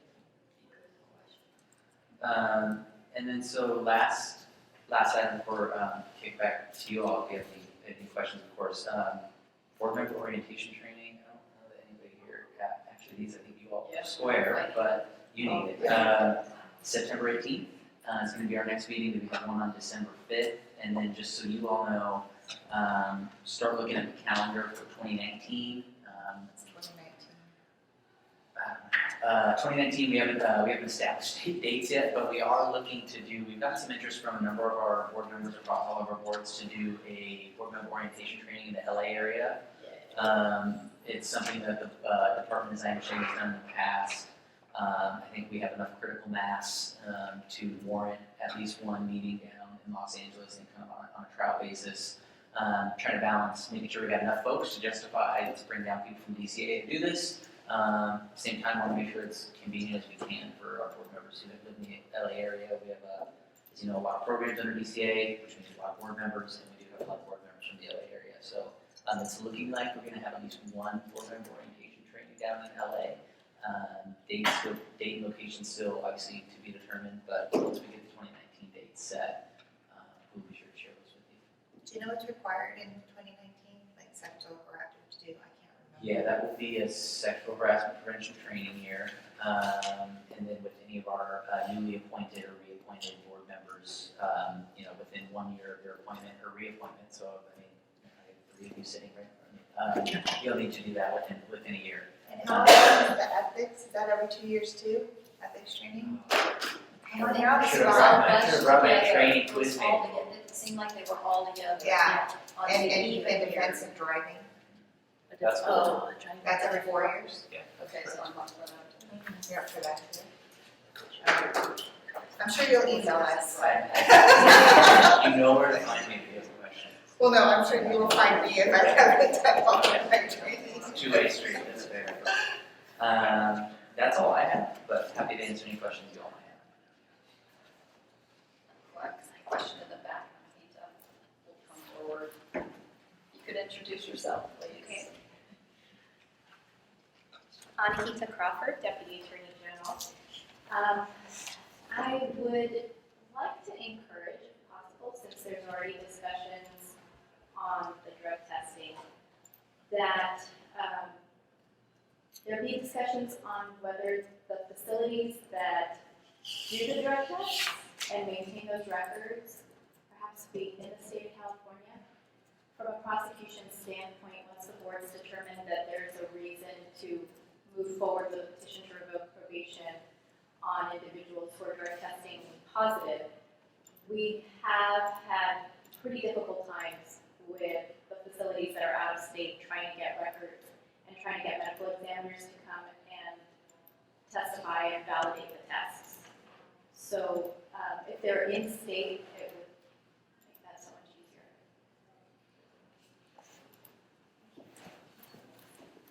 Any other public comments? Chris? Thank you very much. We're covered. Cool. Thanks again. Thank you. And thanks for your help on the EO. We're standing by to continue helping you all. Thank you. Appreciate it. All right, agenda item number 8.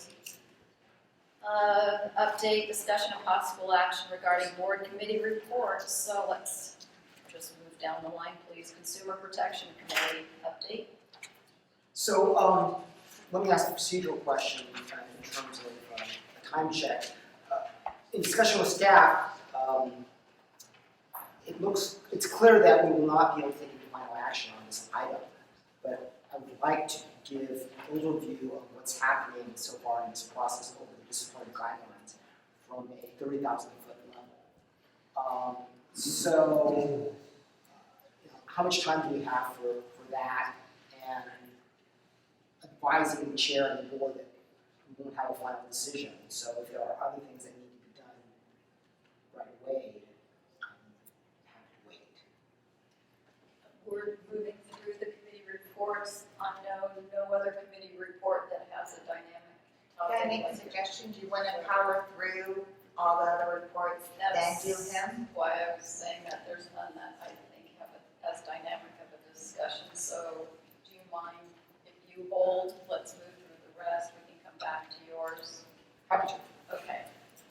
So public relations and outreach, if you could please. You're my Yeah, guy, that's- Karen, if he wants to. That's fine. Okay. Okay, so the update on this is, it looks like it's pretty straightforward. During the last committee meeting, discussion was made over doing a new board logo. So we were provided with 15, I think, different options, 13 different options, which you should have been provided. The recommendation was logo 5, and that kind of has a little blue swirly around it. And then I know Dr. Kretz had kind of mentioned that he liked our current logo as well. So I think at this point we just have to make a determination of whether we want to proceed with redoing our logo to now be logo number 5 or continue with what we have right now. And is that something we need to do now as a motion, or you're just reporting on the committee? No, I think the committee, we moved to have the board, we voted on one. On 5. To recommend to go forward. So I will make a motion that the board accept the new logo. I'll second that. Any more comments from board members on the topic? Comments from the public? That would be a no. Mr. Mordoni? So, I have to admit, I didn't know we were even considering this. My question is, what are the costs in changing the logo? I imagine you have to put up new stationery. Well, here's what I would recommend, is I think there's very little cost to change it on the website. Yeah, the electronic side, yeah. How much letterhead do you have, you know? And I don't think our letterhead has, Printed? Yeah. Oh, you print it as you go? yeah, so we just update that in-house. That's what I do. Yeah, so just in-house, so it would be nothing, right? Yeah, I mean, we would just update the logo that we have for our templates as far as on the letterhead, and we go from I there. don't really does print it, I don't. Who helped with the design? Did the This is state already approve it? Yeah, it's all 15 came from the state. Okay. Thank you. Publications.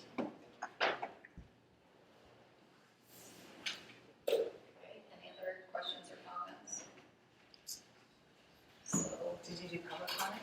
they already Okay. applying. Okay, Dr. Tretzky. Aye. Ms. Michelin, aye. Dr. Twala. Ms. Garcia. Aye. Dr. Calgucci. Dr. McIntyre. Aye. Mr. Mardani. Aye. Dr. Wong. Aye. Ms. Bramley. Aye. Motion carries. Great. Wow. Yeah, it's just updated and it reflects how we're growing and evolving. So you can post that on Facebook. Sure. So, you know. Yeah, I'm just updating the profile picture If of you have our. an EO, you can put out a new logo.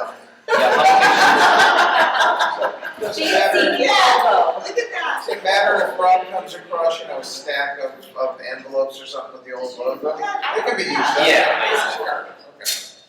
Okay. So I'll let publications know ASAP, they're asking about it, so.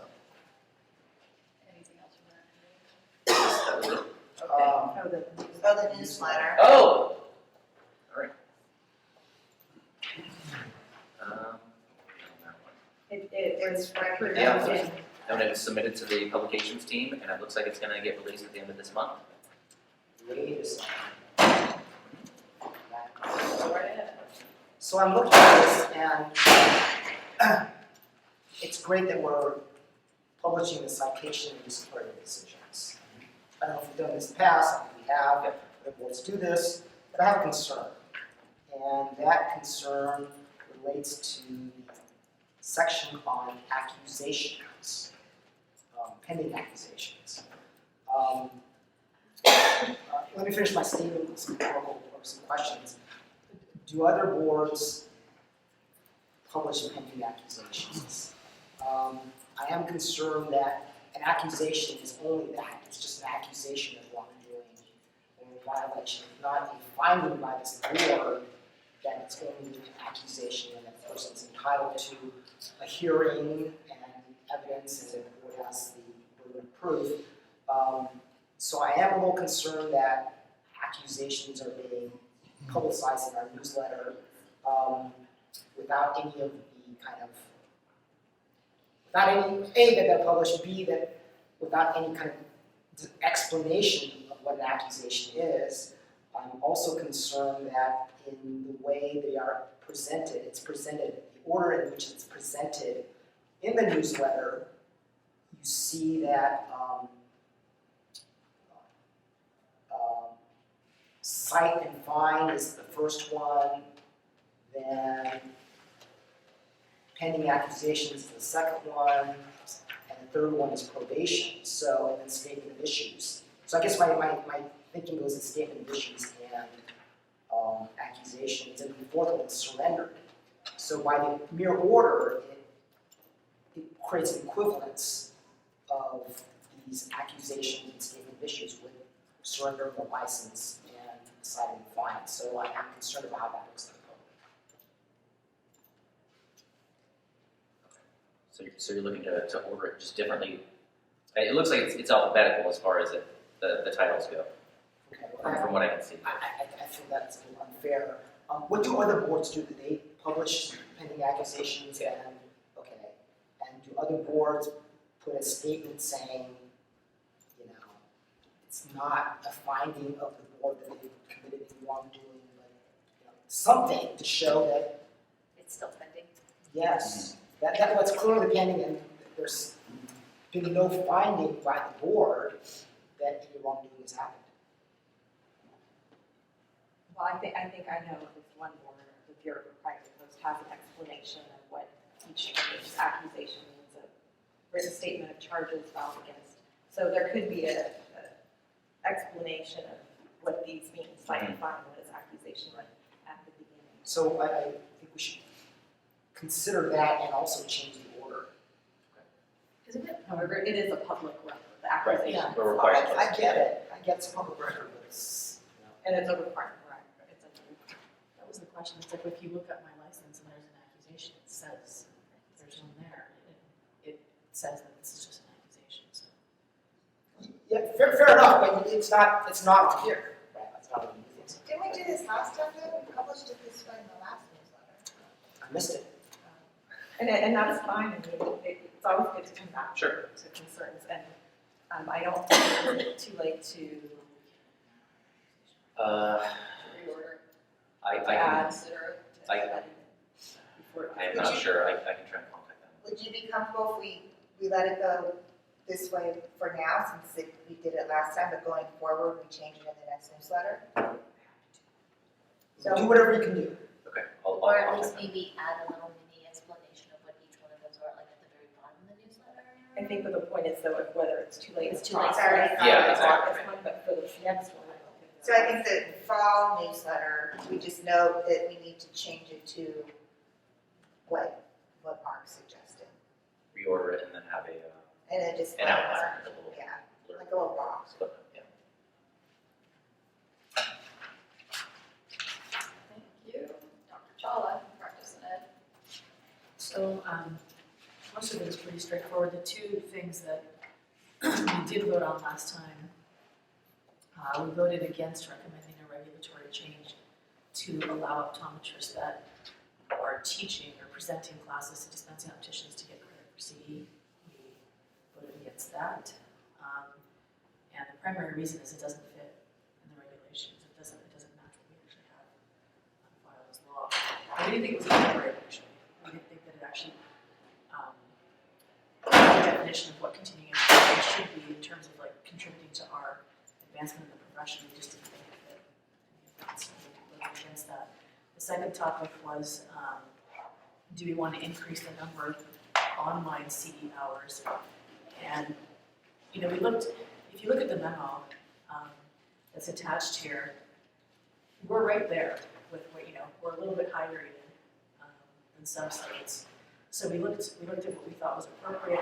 We didn't actually agree with, you know, there's the advantages to online CE versus disadvantages. We didn't agree that the disadvantages are none, you know, so we talked about that. We talked about, you know, you can step away from a computer. People will see throwaway journals where somebody has filled out something and just they can copy it. You know, it does happen. So we didn't agree that letting every course just be online or through a throwaway journal was appropriate. And we went back and forth. There was a discussion of no increase at all versus just increasing slightly, and we went with the, you know, increasing it to 25 would be the recommendation, and that's what we would ask the board to start taking action in that direction. That was our recommendation.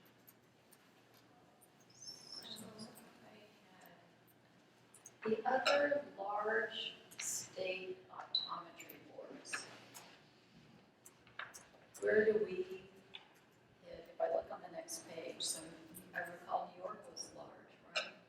Indiana, How many That's- I think she means by large size? size of Yeah, to make people. sure that or to see if we're at least comparable, if not a higher standard than by the number of optometrists in the state. Well, Texas is a large state, for example, and we're below, you know, so we increased slightly to, actually, their percentage is right around 50. So 25 brings us to 50. So that takes us up a bit more. You know, so we just didn't think it was appropriate. We didn't really, I mean, New York does less Right. percentage-wise. So we didn't, you know, the question really was, we actually talked in great detail about not increasing at all, you know. And then we thought, well, you know, a few more is not the end of the world, and it does provide a little bit more convenience. So we didn't think there was harm in going up by just a bit. Dr. McIntyre, Dr. Wong, if you guys want to talk about, you had some concerns about increasing very much at all for the online CE, if you want to. And then goes back to what you said in the beginning, is if somebody's online, who's to say they're not walking away, making dinner for the kids, walking the dog, and yeah, it's gonna happen. And I really like the idea of, you know, in person CE, but that's not practical with technology nowadays. We have to kind of move into that a little bit more. I just don't think we need to make big giant leaps. And actually, one other thing I do notice about lectures, I tend to go to most of the ones from either COA or COPE approved, like Review of Optometry has quite a few. And I've gone to some small ones, you know, in different states that also have COPE approved. They're really good, actually, about you can't just walk away, they won't let you sign out early, you know, so there's a lot of things that they put in place There's a lot to of ensure.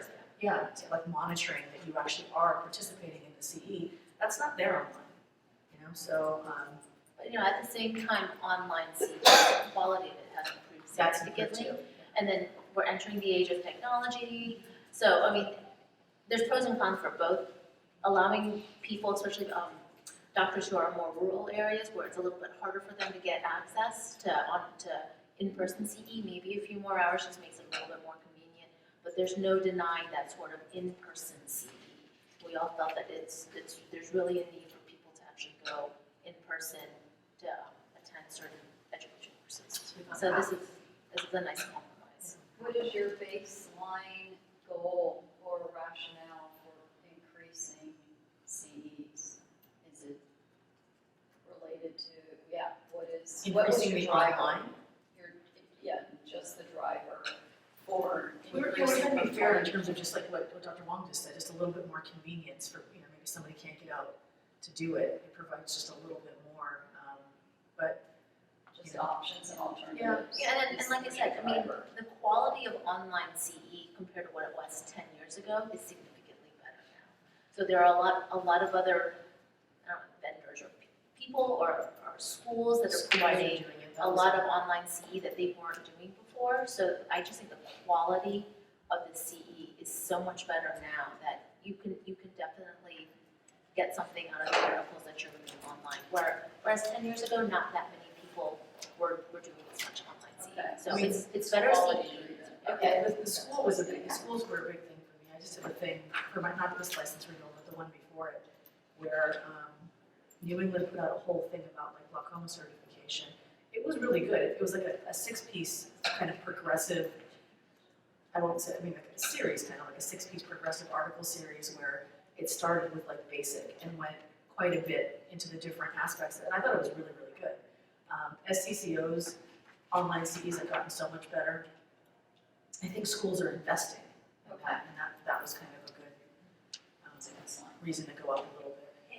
Didn't we feel that if online CE was more interactive, we would be more apt to increase the number of online hours we allow? But how do you control that? Right, How do you that was something monitor to be seen like in the Right. future, right? But so if you've got people sitting there on the computer, yeah, they've got a response that they have to keep giving. Yeah. CEs aren't set up like that now online, but perhaps in the future. That was for like not going all the way or much higher, you know, so. We felt there was a definitive value to the classroom setting, so.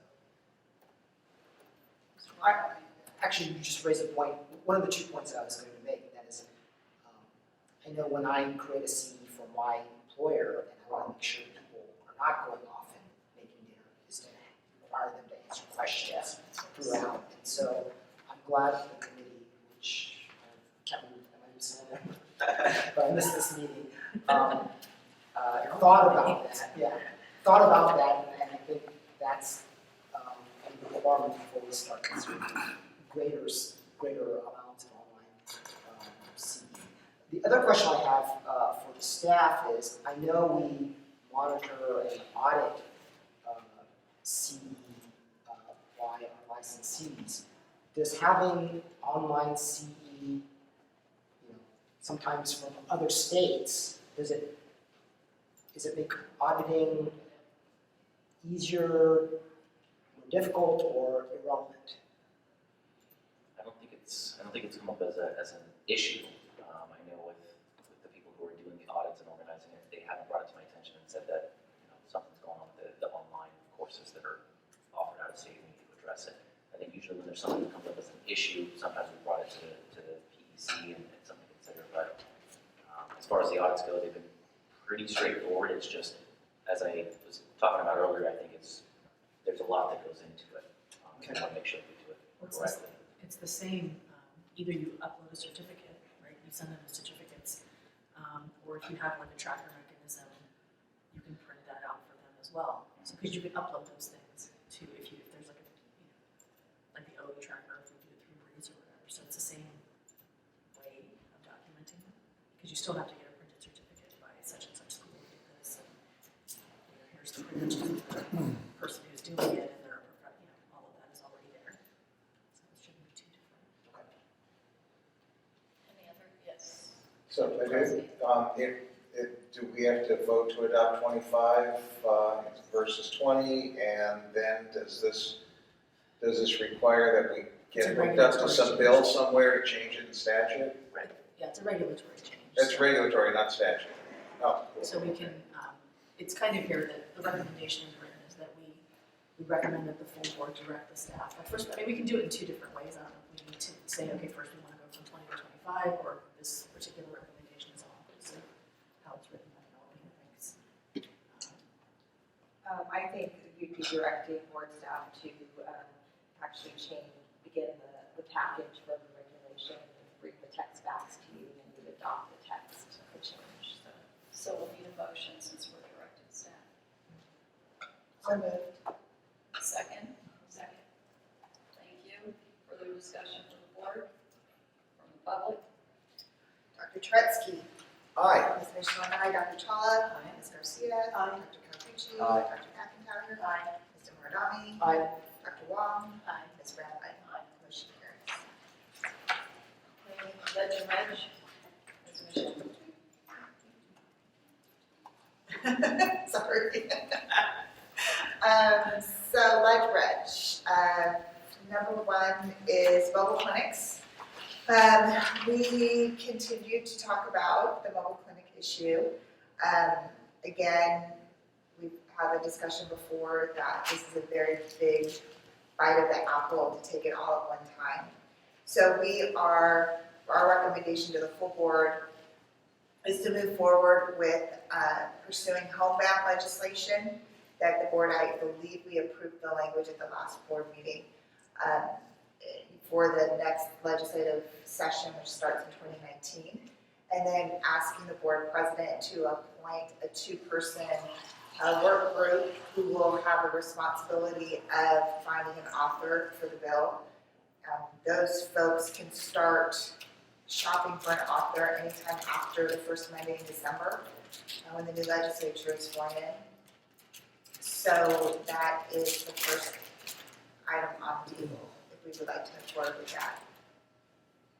Oh, and then just to back up, we will continue discussions around the full issue of mobile clinic, but given that we don't know when we'll have an executive officer, that type of thing, we figured the homebound, let's at least get that piece of it done, and then move forward at a later date with the other issues pertaining to mobile clinics. So I'm looking for a motion.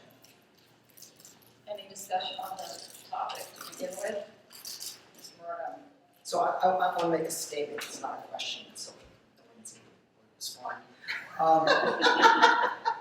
But we can if you want. But we can't, don't respond to Mark's comments. No need to answer my question, but it's great that the committee has proposed to move this forward. I want to say that, looking at the law, I'm not sure that the statutes say that mobile clinics are prohibited. I know there's some interpretations out there, but I'm not yet convinced that the statute says that mobile clinics are prohibited. It doesn't say that in black and white expressly. So as we move forward on this, I'd like to make sure that as staff helps with the language and works with the authors, that we don't concede that the law says that mobile clinics in general are prohibited, and maybe that this seeks a clarification of perhaps ambiguity or of the law to make sure that at least with homebound visits, that it's clear that they are permitted.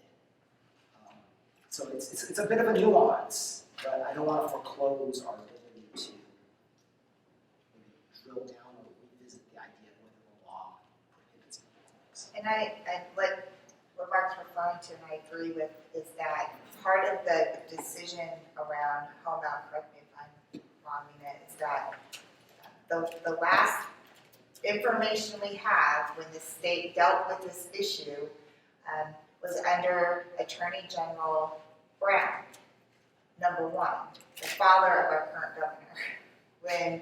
And that came down in 1954, or all I know is there were no televisions really, there were no, that's the last time the state has actually addressed this issue. And the law was slightly different. And the law is slightly different. So I agree that, and I don't know if there's an opportunity for us to go back to the Attorney General's office in light of technology. I mean, at that point, whoever thought we'd be sitting in a meeting with all of our computers and cell phones and all of that.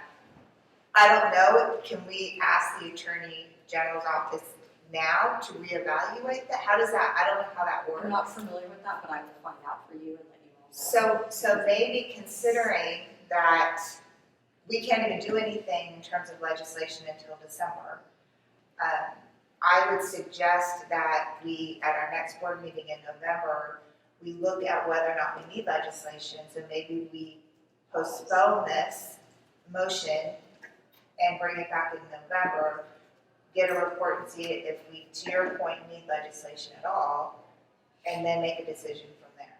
Get the opinion in writing. Is that, I would prefer to move forward with the homebound now And investigate it at the same time. well, we and can, investigate, but- yes, and then have this Rachel's idea in our hip pocket and is ready to go. But I don't want to wait. well, it doesn't matter, because even if you can't do anything with this until January anyway. Well, with the homebound though, there are certain laws that are in place currently that would make it much more difficult to practice homebound care. So I think that we still need to move that forward from a pre-legislative standpoint. But the mobile part is the part I think that we can still get the information with the. But even on the homebound care, just so we're all on the same page, that's legislation. We can't do, we're saying we need to introduce a bill. We can't even entertain introducing a bill until December, even on the homebound, because we're not about to go and shop and amend, and no, we're not gonna do that. So my point being, the timeline, even if we can vote on the homebound now, but just so everyone knows, that still can't happen until December. We have a board meeting in November, so we could do it either way. I just want everyone to understand that even if we did this, there's still a wait time of December before you can shop a bill. Because, you have an election, you have all kinds of stuff going on, so that's just my, either way, it doesn't matter to me. So maybe we could vote today, knowing that nothing's going to happen until December, and at the same time, direct legal or ask legal to investigate and see, investigate Rachel's idea. I'll move. I'll second it. I'm sorry, so let's clarify that. So there was a recommendation to appoint the two-person member group to ask President Grandvine to do that. Is that off the table? No. So the motion is to take the recommendation. We've already, and I believe we approved the language. So now we're asking the motion, correct me if I'm wrong, is for the board to give the president the authority to appoint a two-person work group, who then will go and find an author, which is in December, because you can't go until December. And so then that two-person work group, though, would also be tasked with lobbying the bill on behalf of the board. With what though? The homebound mobile clinic. Combined. No, separate. Keeping them We're keeping them separate. We're not taking on for-profit mobile And there clinic. is complete, The language wording, for language homebound. for homebound. Correct, which we approved at the last board meeting. Right, okay, good, okay. So that's done. All we need now is a two-person work group on that piece to shop for an author and then lobby the bill. And then I understand my And then direction. Nina then is directed to research, to Mark's point, do we even need it? So then by the time we come back in November, hopefully we will have some clarification and maybe Mark's correct and we don't need it. So, but at least we'll have information. So to direct staff and legal counsel. Okay, so that would need a motion in and of itself. So, on that second point, Yes. I will guarantee you that Nina's not gonna come back and say Mark is correct. Make it pleasant. Mark, I understand, it's just because of the Complexity. the fluidity, and you get two lawyers in the room, you have 5 opinions, okay? And it's, But I understood the direction also to see if there's a process to get a more formal opinion from the Attorney General. It's a little bit more up to date. I don't know if Ms. Crawford could Oh, speak she's to that.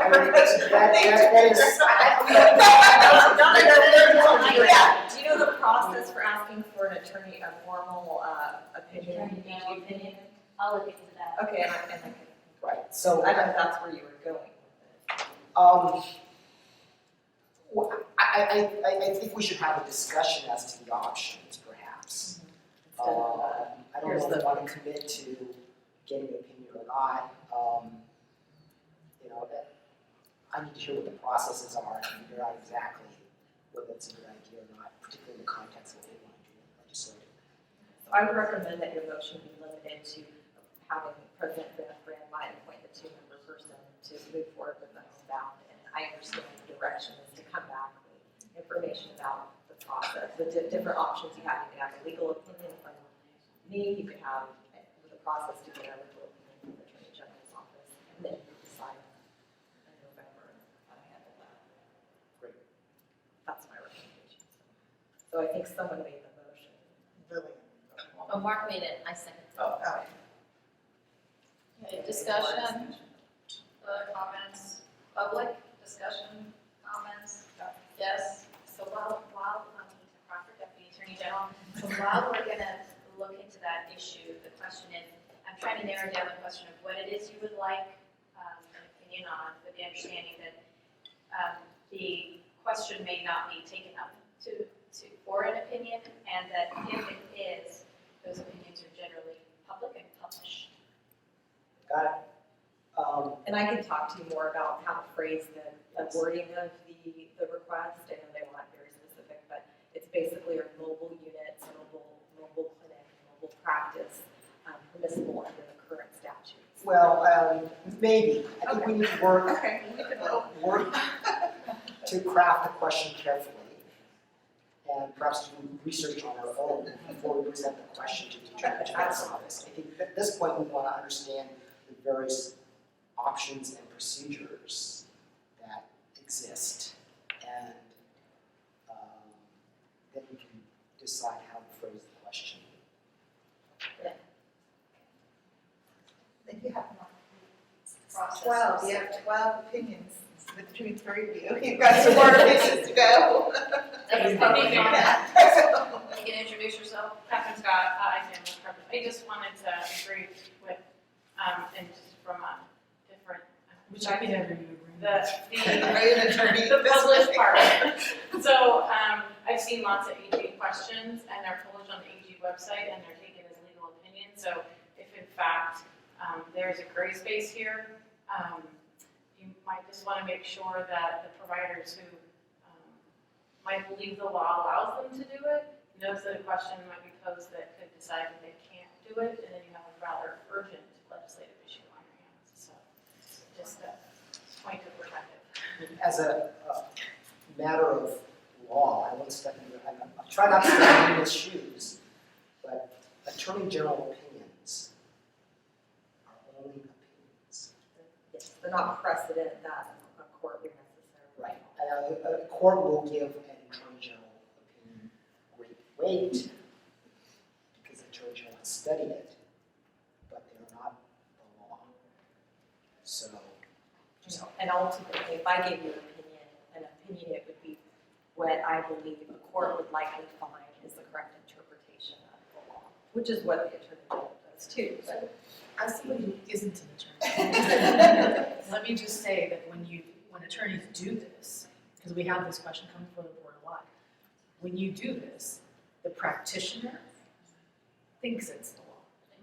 Because the legal opinion from counsel or or the Attorney General. Either way, because they come to you for advice, you are the professional. So when you give an opinion, when I ask you a question in the context of the board and you say this is my opinion, I'm not going to go against it. I mean, it would be kind of rare for me to say no.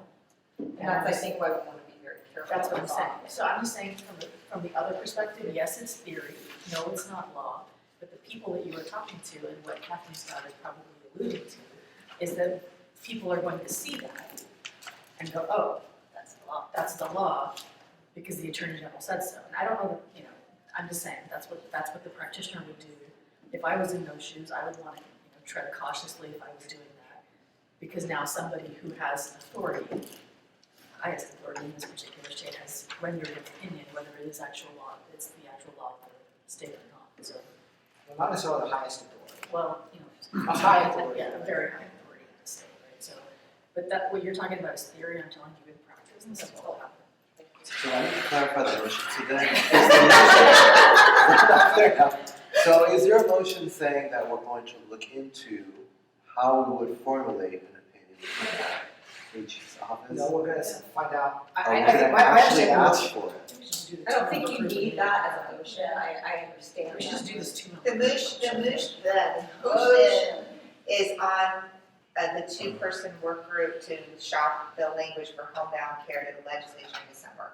I think that's it. That's it. That's it. Okay, all right. This other thing is just really. That's been seconded, right? It's been seconded. Okay. It's Okay, been and no more discussion and no public input on that particular motion. Dr. Tretzky. Aye. Ms. Michelin, aye. Dr. Chawla. Ms. Garcia. Aye. Dr. Calcucci. Aye. Dr. McIntyre. Aye. Mr. Morgnani. Aye. Dr. Wong. Aye. Ms. Graham. Aye, and I'll get back to this group with the two-person working. Motion carries. Then, the next item is pending legislation. We updated, by staff on bills that they're monitoring. The one bill is branch licensing, Senator McGuire's bill, SB 1386. The committee is recommending we continue our support of that bill. Make sure we put in a letter of support. I don't know if the letter has actually been submitted. Do we know? Does the author have a letter of support? Now the second one, I think they got the original one. Okay, and then the other piece of that would be then to also have a motion, should the bill pass, that then we submit a letter of support to the governor's office for him to sign the legislation. The other piece of legislation, you know what, let me stop there, because the next one is the licensing, AB 2138. So let's knock out 1386. Do a motion for that. Do a motion. So I would entertain a motion to continue the board support of SB 1386, and then to also direct staff to submit a letter of support should the bill pass the legislature and get to the governor's desk, that we send a letter of support to the governor's office in support of 1386. I so move. Second? So I have a point of, if it changes though, are we just offering up now our motion? Is it possible it's gonna change? It's not. I doubt it, but typically if it substantially changes and it is amended, then we can pull our, we can pull the letter of support. But the only other option is support if you don't do, it's either support if it's amended, which we don't want it to be amended, or oppose, or don't take a position. So We currently have a letter of support in, we're currently supporting it. That was with the version at the time. So I just want to clarify the motion is for the bill as written right now.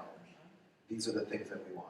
And I don't believe the bill's changed from the last time that we had a vote on to support it, correct? I'm trying to remember what the version was when the full board, when the full board asked for this or submitted their support officially. That was before they had taken out the language regarding professional conduct and reporting by nature. Right now, as the bill stands, it's basically just the cap on an office limit.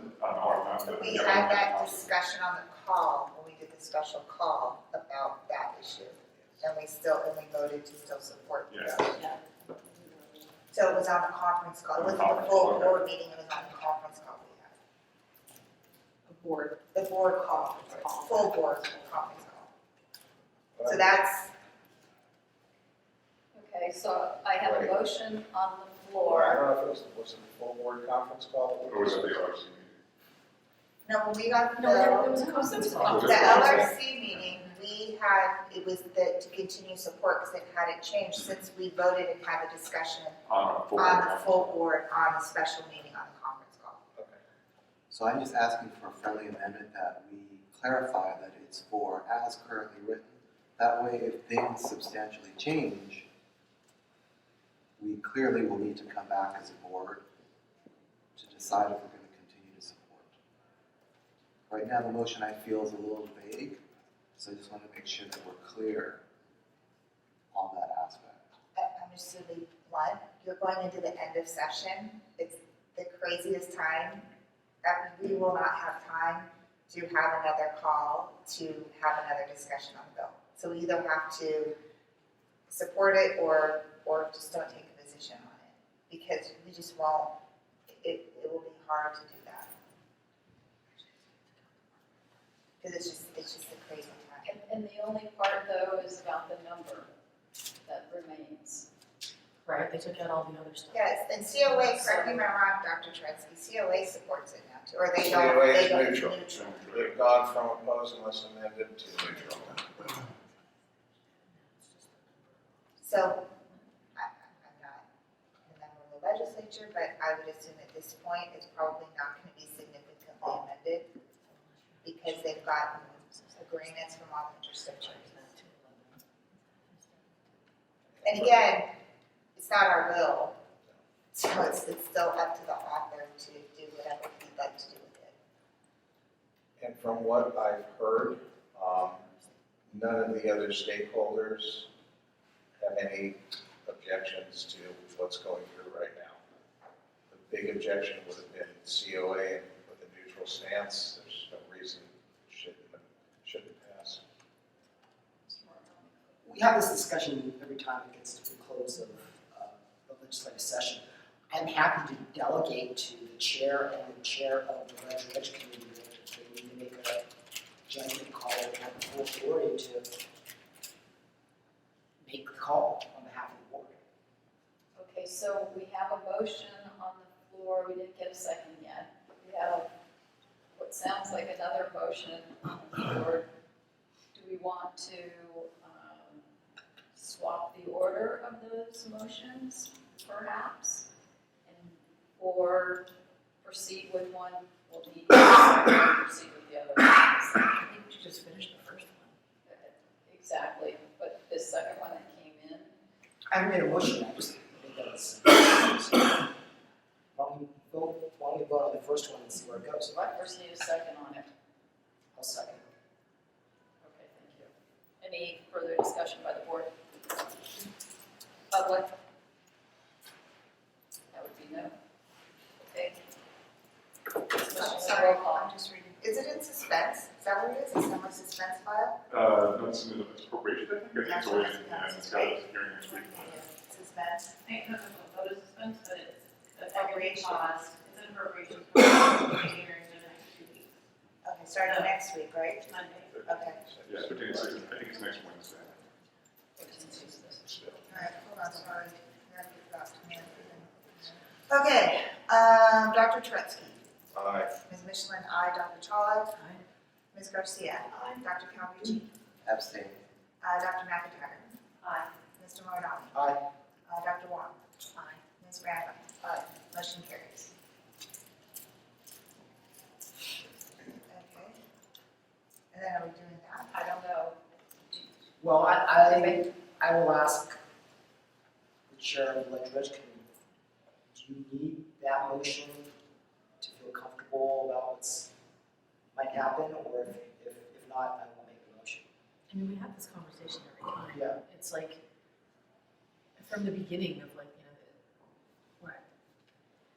It's always like, do you want to give one person authority to speak for the board? And it's always kind of tricky. And we go in a circle, and then legal counsel says, well, same thing, do you really want to do that?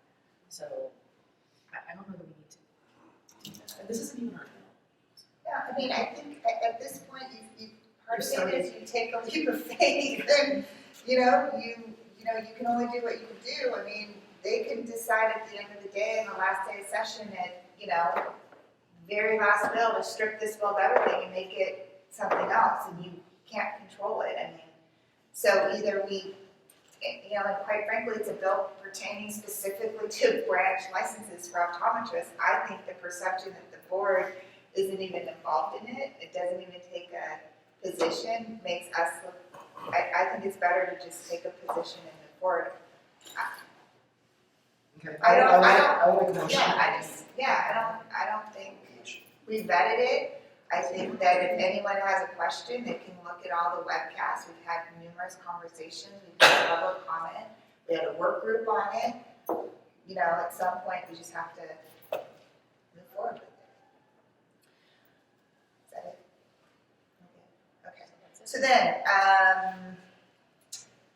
continue to oppose AB 2138. This is the bill we talked about before. Were you going to talk about it? Is this the one? I think you talked It's about the other it. one. This is the one that we talked about at length, and I think Mr. Moore also So this is the bill that, earlier today yeah. about the taking away discretion from the board Yes. to deny licenses and based on criminal convictions unless they happen within. Originally, it said 7 years, and they had to be for violent felonies. It's now been amended to proceeding.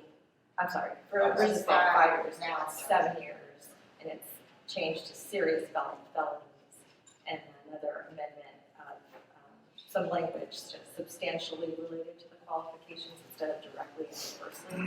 I still think a lot of the same discussions you had, implications and policy discussions you have are still existent in this, and I believe the committee felt the same way. So the recommendation was to continue to oppose it. so most of the other regulatory DCA boards, such as, I'm trying to find the whole list, medical board, board of accountancy, they are all opposed to this bill. I think some of the discussions is also, it does take away, it does take away our ability, like what we did today, in terms of making those decisions. I think that we're tasked with consumer protection.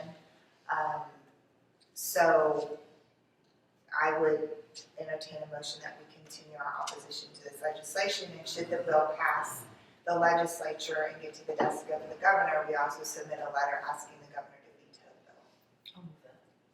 Do you have a second? Second. Further discussion from the board members? No, public? Okay. Okay. For the vote. Dr. Turetsky. Aye. Ms. Michelin, aye. Dr. Chawla. Ms. Garcia. Aye. Dr. Calgucci. Aye. Dr. McIntyre. Aye. Mr. Marani. I'm abstaining. Dr. Long. Aye. And Ms. Randall. Aye.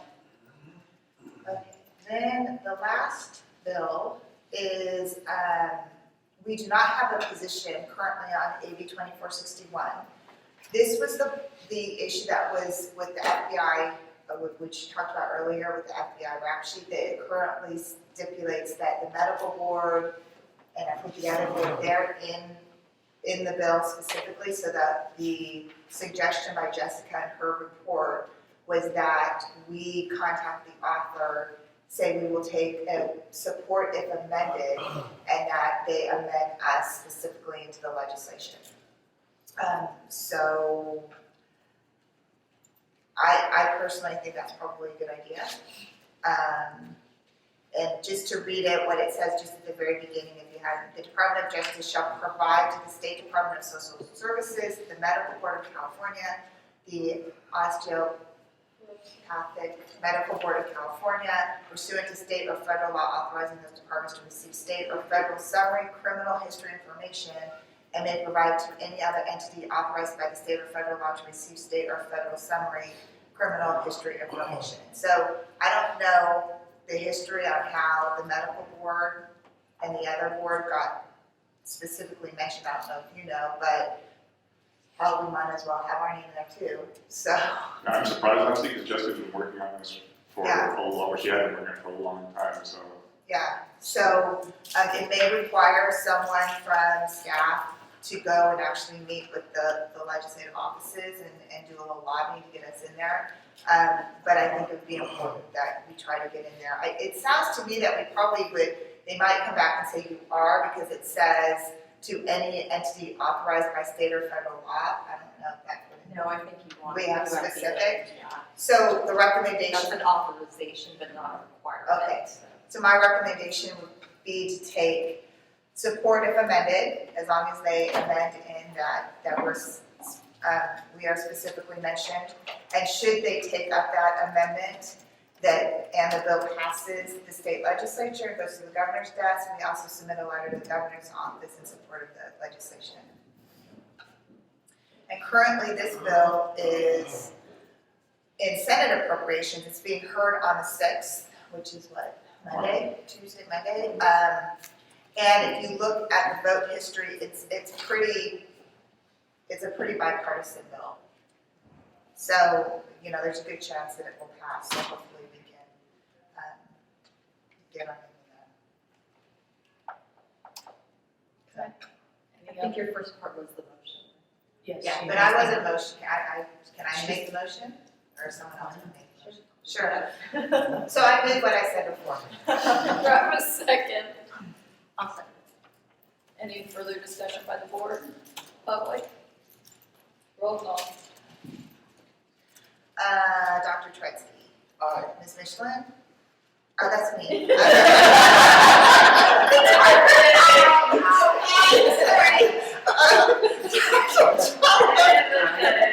Ms. Garcia?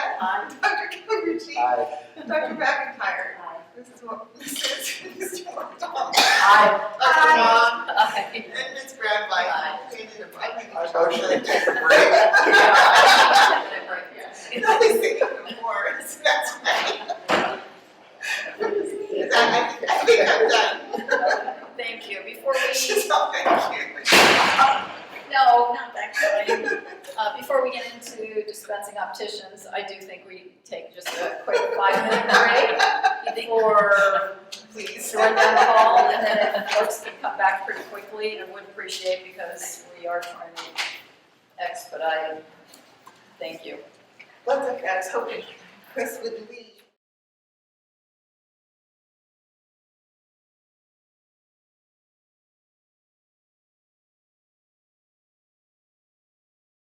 All right, we're back from break, and we're resuming with agenda item number 8E, dispensing optician committee report.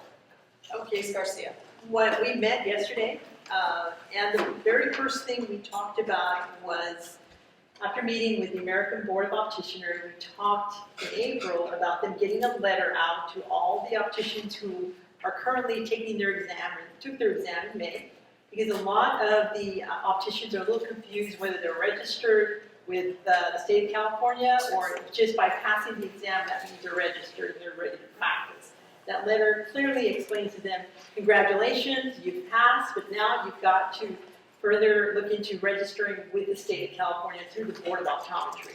I understood it also had our letterhead, and the staff, Rob has explained that the American Board of Opticianry established a good relationship, and that's going to be every time anyone passes that exam. So at least there'll be less confusion with those opticians so they get registered. We went into the disciplinary guidelines. That took almost 4 hours of going and reviewing. We cut and pasted and moved a lot of paragraphs because that we got from the optometrist, which a lot did not apply to the SLDs and the CLDs. So we took a lot of time to discuss page by page and went through everything. In November, we plan to meet before the board meeting and a review to see how that draft looks. It was, I thought we were very productive. At the end, we just briefly touched on, and we were talking to Rob about the occupational analysis. As you know, in discussion in April, we're talking about whether the exams are testing for what the opticians are practicing in California. And so once we get that occupational analysis, that's going to clearly tell us what and how we should be testing here in California, because they're not all practicing what that exam is testing on. So that's just sort of a question up in the air right now. So other than that, I think we're making progress. Believe it or not, we have 10 items on our list, and we're just barely on the first couple of items. Okay, thank you. Any questions, comments, Dr. Calhoun? So I know from a logistical standpoint, Ruby, that the committee meets the day before our board meeting. So the ability for the committee to bring back an electronic document for us to look at or to have for notes for the very next day would be a challenge. But is that at all any possibility? We did have an agenda. I don't know why it's not posted here, but. Well, not the agenda. I'm talking about once you have an agenda once we and have you that. discuss it, Right. Minutes. The minutes right. or a summary Of what? of what was discussed and decided upon as a committee. That would depend on staff whether they can get it done for us that quickly. I mean, it's really cutting it too close. Well, I think, for example, the edits that were being presented yesterday were being input by Rob, and theoretically, if there was a vote to recommend that it be brought to the board to adopt, we could have had it ready for you, but that vote never happened because we're still working on it. So I guess it depends on, Does that though need a 10-day review period? Since it would be. it would have to be pre-thought of to be put in the agenda as part, you could always take action on items in the agenda, so even the committee reporting, part of her reporting would be, we did this yesterday and we'd like you to take action, so that would be covered under that agenda item. Because the reason I bring it up is because as we get into more substantial topics, I really feel a need to be able to have the opinion of the committee and for myself to be able to review it, think about it with time. So if you start bringing things to us the very next day, and that's the first we're hearing of it at a full board meeting, I'm going to be uncomfortable making decisions on it. So I'm just thinking ahead, not necessarily about your summary today, but I'm kind of thinking ahead for the future. I agree with you. I think it would be good if we met maybe a month before as the other committees meet. And then we have a summary of what we discussed and maybe bring some proposals to the board. I think that would be a great idea. But we do need time from one day to the next. It's impossible, I think. Okay, so if you could We'll talk revisit your committee meeting schedule based on this. Okay, and Because that'll mean more cost sometimes, Right. staff support, things like that. So I'm not sure it'll be necessary for all the committee meetings, so maybe it's something that you can coordinate with staff on when you feel that it is going to be important, that there's time to create a summary, to allow the full board to see information ahead of time, so that when we have the full board meeting, we're able to discuss what you do. I agree. Well, the other comment is if you have stuff, unless we have a standing topic or, where we are allowed to review and vote on things, because you have to get it onto our agenda. Right, so And something I just comes think out, an update wouldn't be sufficient to adopt Yeah. disciplinary guidelines. right, so you're not gonna, so whatever works, so long as either you realize in that committee that if you bring something forward and it's urgent, it probably can't be put on the agenda for the meeting the next day. So it's not gonna happen like that quickly. And I agree, because it's, as we were talking about, it's like from the ground up. So, it requires some time and some consideration as opposed to, well, yes, so. Well, I will work with you about the calendar, and we'll get that done soon, the next time around. Thank you. Any other comments or questions for the committee? All right, so now we'll move back up to consumer protection. Okay, thank you. As I indicated earlier, we're not going to be able to come to a decision on the updates to the disciplinary guidelines, but I'd like to take the time today to introduce the topic to all of you. With the help of staff, I have kind of 3 sets of questions that will help us walk through and understand what the disciplinary guidelines are, and then I will have a little homework assignment for each of the board members at the end of this introduction. Yay, Mark. So, Mark, do you mind if I invite Ms. Crawford? I was going to say, Oh. I'd like to invite enforcement staff and Does she get homework too? the attorney general. They get homework? That's only fair. So, when this document first arrived in our committee, I was a bit overwhelmed by the document and didn't really know or comprehend what it was. So I imagine all of you have that same reaction as this is coming to the board for the first time.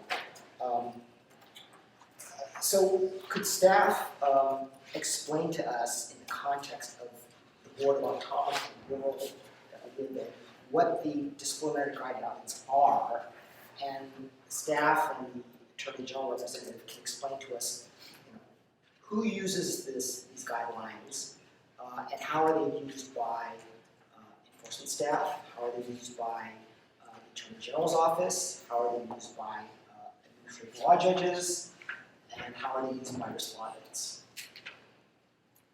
So let's start with that, yes. So, disciplinary guidelines is a book that is adopted into regulations. It is, just like it says, it's a guideline for disciplinary terms for respondents in our cases.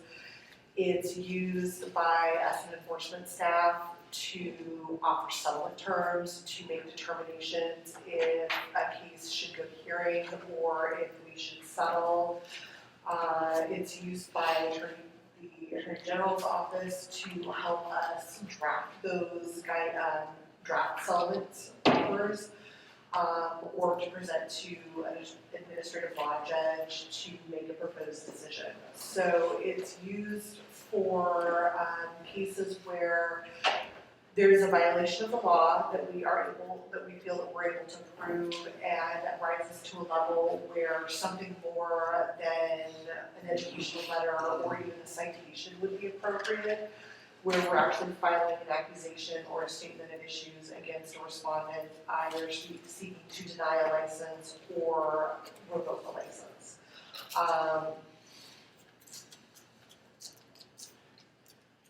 And it provides guidance as far as, depending on the violation that we're alleging happened, what the discipline for that should be and should look like.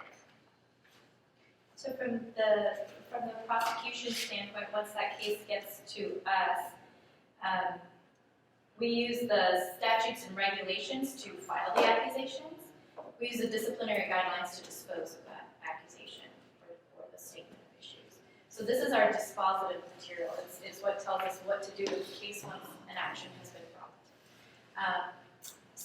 And the AG's office uses it to make sure that whatever the statutory violation is, that if there's a settlement term, that settlement term comes from the disciplinary guidelines where it says this is what we're looking at for maximum discipline for this violation, this is what we look at for minimum discipline. In letters that you get with stipulations, the DAG has to write a letter recommending adoption. And we look at the disciplinary guidelines to provide guidance to you that these are the violations and this is the stipulated settlement, and it's in line with what the disciplinary guidelines are suggesting should be the stipulation. Now, if we're going to deviate from that for whatever reason, then that needs to be explained because this is the standard. So if we're going to go harsher or more lenient, there needs to be an explanation to the board why there's a deviation from the guidelines that the board has adopted. And the ALJs likewise use it in the same manner. Once they hear the case, we don't really argue what the disposition should be, other than we always generally seek revocation. If we're going to seek probation, we might give them a few hints of some of the key points we would like them to have in the probation terms. But for the most part, they review this themselves in every case, and they're the ones that go through it and put in the terms. So it's pretty critical that the guidelines be very clear and provide the guidance that the ALJs need to see, because they can't reach out to anybody and say, I don't understand this. So we have received some decisions from ALJs that have been pretty clear that they didn't understand what was required from the disciplinary guidelines. And how do respondents use this? So during settlement, I know it's my general practice, and I think it's probably the practice of many DAGs, that we provide them with the disciplinary guidelines and say, here is, because we can't advocate for them, especially if they're pro per, we usually say, take a look at this, you've got the accusation with the charges, this is what you'd likely be looking at if this matter settles, And then it also gives them exactly what their terms of probation would be if the board decides that they're going to settle with that respondent. So it gives them a whole lot of advice. Some boards actually mandate that they be served with every accusation and statement of issues so that the respondent immediately knows what's expected of them. There's also usually a page that the boards devote to information that the board would want to see if that person wants to engage in settlement discussions. So there'll be an entire page of send us a letter of explanation and any work performance evaluations, letters from colleagues, so that they're immediately kind of put on notice of if you'd like to entertain settlement, it doesn't just come without any kind of participation on their part. They're given exactly what they need to provide, and they're also given information in here, which I think is in this, what are some mitigating factors that the board is going to look at in their case, and what are the aggravating factors. So if this is someone who has a criminal conviction, they'll see that the board is going to look at their overall history for criminal convictions, not just necessarily that particular one, in considering discipline. So it really provides a great deal of notice to the respondent of what to expect from the proceedings.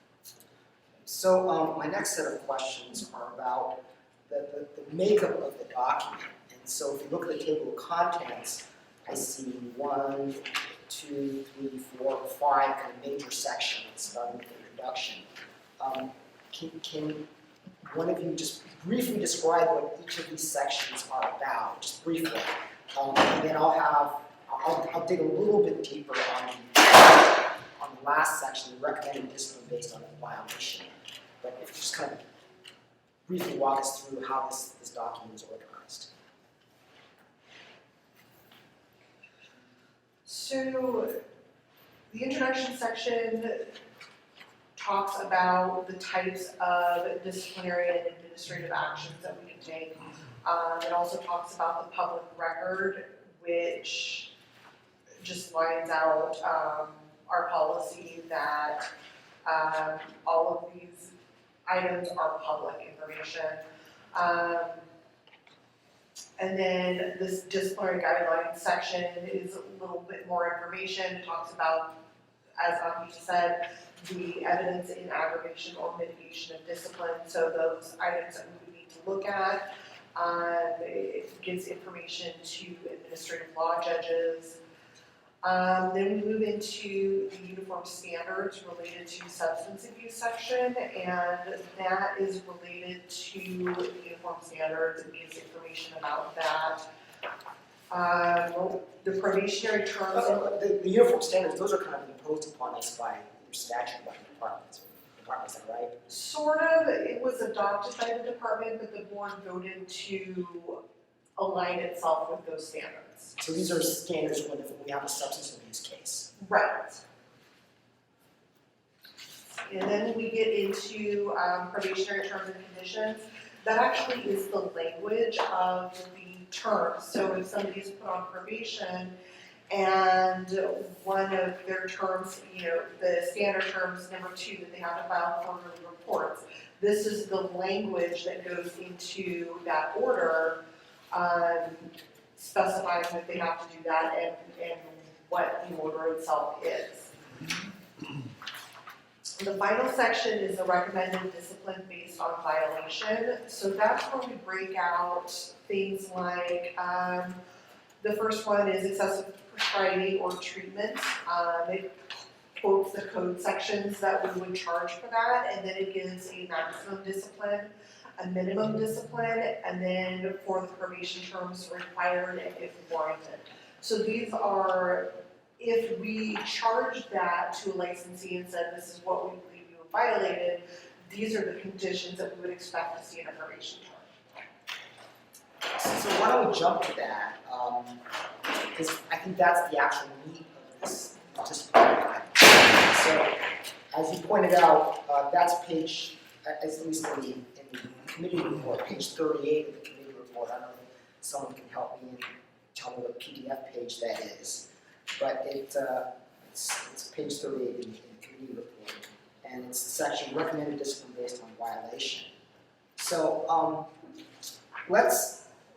let me express my understanding of how these disciplinary guidelines work, and then please correct me if I'm making a mistake. So it's page 35 of the PDF? Okay, thank you. So this section goes through every statutory section in the optometry code, every possible violation, right? And goes through the required discipline and if warranted discipline for every single violation. So it's quite extensive because there are lots of possible violations in our code. But so, for example, let's take the first one, and that is the, am I not right so far? I would just because I'm reading it here, but no attempt to say to us all possible violations, so I think you're generally correct though. Okay. Its intent was, but I don't know if anyone has gone through Thank you. compared to the statute. We've done our best. Yes. So just as a for example, let's take the first one on the page, excessive prescribing or treatment violation, right? So it cites the code section that would be violated. So if an optometrist has excessively prescribed, the possible maximum discipline is revocation cost recovery, right? That's the absolute maximum that we can seek or that the AG's office can seek. And actually, I think this came up, and I'm sorry to interrupt you, but in the DOC meeting, that the cost recovery isn't really a discipline matter. It's more it's a statutorily authorized ask. We may need to fix that. And we won't want to have it on there either because we won't be able to get cost recovery if it's a statement of issues. Okay. And just to kind of clarify, it's not the maximum that can be done, it's what we're considering the maximum discipline for this particular violation. This particular So it could be that we have a violation where we consider the maximum discipline to be a suspension versus outright revocation, if that makes sense. Depending on what the violation is. Right. But for this particular violation, Exactly. the maximum discipline that under these guidelines is revocation. And then the next line is minimum discipline. So if there is a finding of a violation, the ALJ or the AG's office in settlement, this is the absolute minimum that you will agree to or that the ALJ can impose. Right? So it's, and so it lists then after that 1-16 standard conditions, 33 prescriptions, maintain records, 38 continuing education.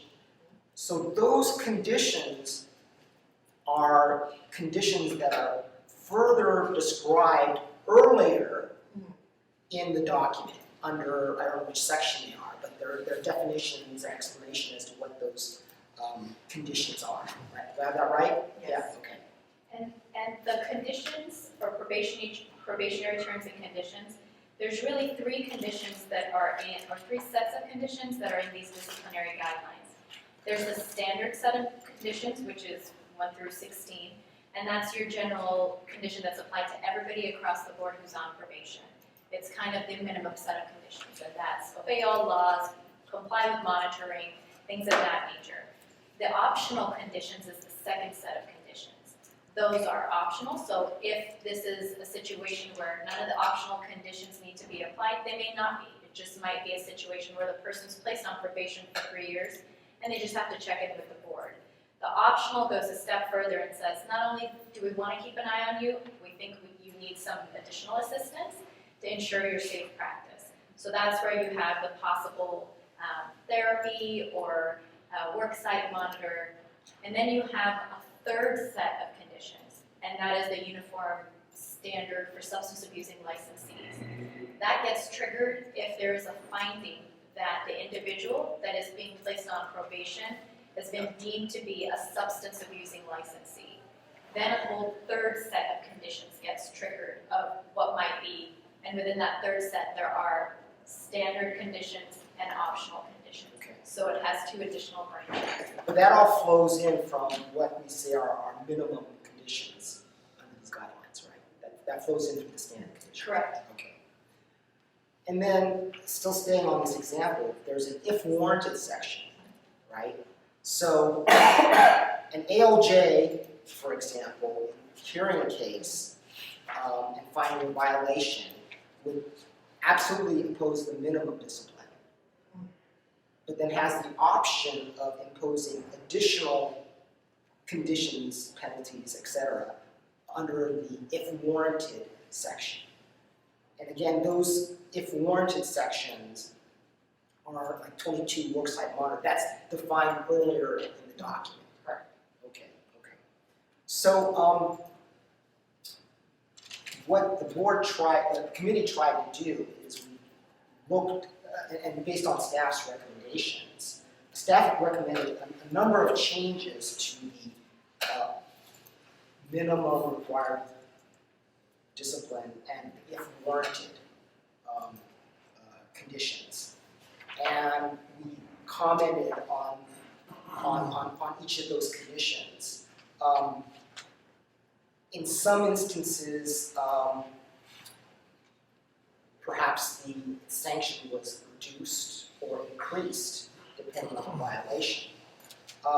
So the homework for you is to look at, unfortunately, beginning on page 38 or 35 on the PDF version, is to look at the specific violations and make sure that any changes to the minimum, or if warranted, seem right, okay, are correct. For example, and this tees up one of the issues raised in our legal counsel's memo, one of the suggestions, I'll take the first violation, is to change, if you look at the if warranted section, to eliminate suspension of 30 days or more and replace it with just suspension. That change would give the ALJ the flexibility of, if suspension is warranted, to give anywhere from, to give any number of days of suspension. So if warranted, the ALJ has the flexibility of awarding, say, on the extreme, 1 day suspension, okay? In the course of our discussions, one of my questions was, do we want to give the ALJ that level of flexibility for this violation? Is this violation, excessive prescribing, so egregious that we as a board want to say, if suspension is warranted for this kind of violation, you must impose at least 30 days, okay? So it really depends on the violation, how that meter is set, and I would invite the whole board's input on that. There are some violations like, I point something out, intentional fraud, right? Do we want to give the ALJ flexibility to just award 1 day of suspension, or do we want to say, hey, if you think suspension is warranted, you've got to give at least 30 days. But those are the kinds of questions that the board needs to answer. So Mark, staying with that one, if I look at 25, if warranted, line item 25 was completely removed, and yet in the comment section it just says remove the 30-day minimum. It looks like the whole line though was removed. But then they added a 25 that says just suspension. So they actually.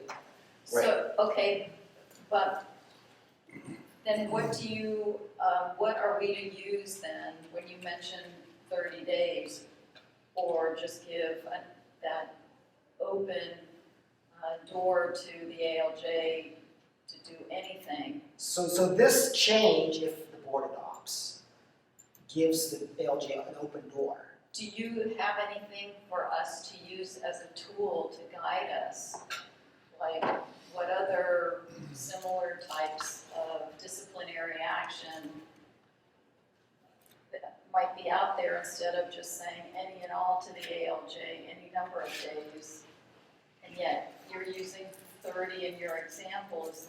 Is there some threshold somewhere? Did you do this? I don't know, the 30 is what was in disciplinary guidelines before. So we would be changing it for flexibility. Okay.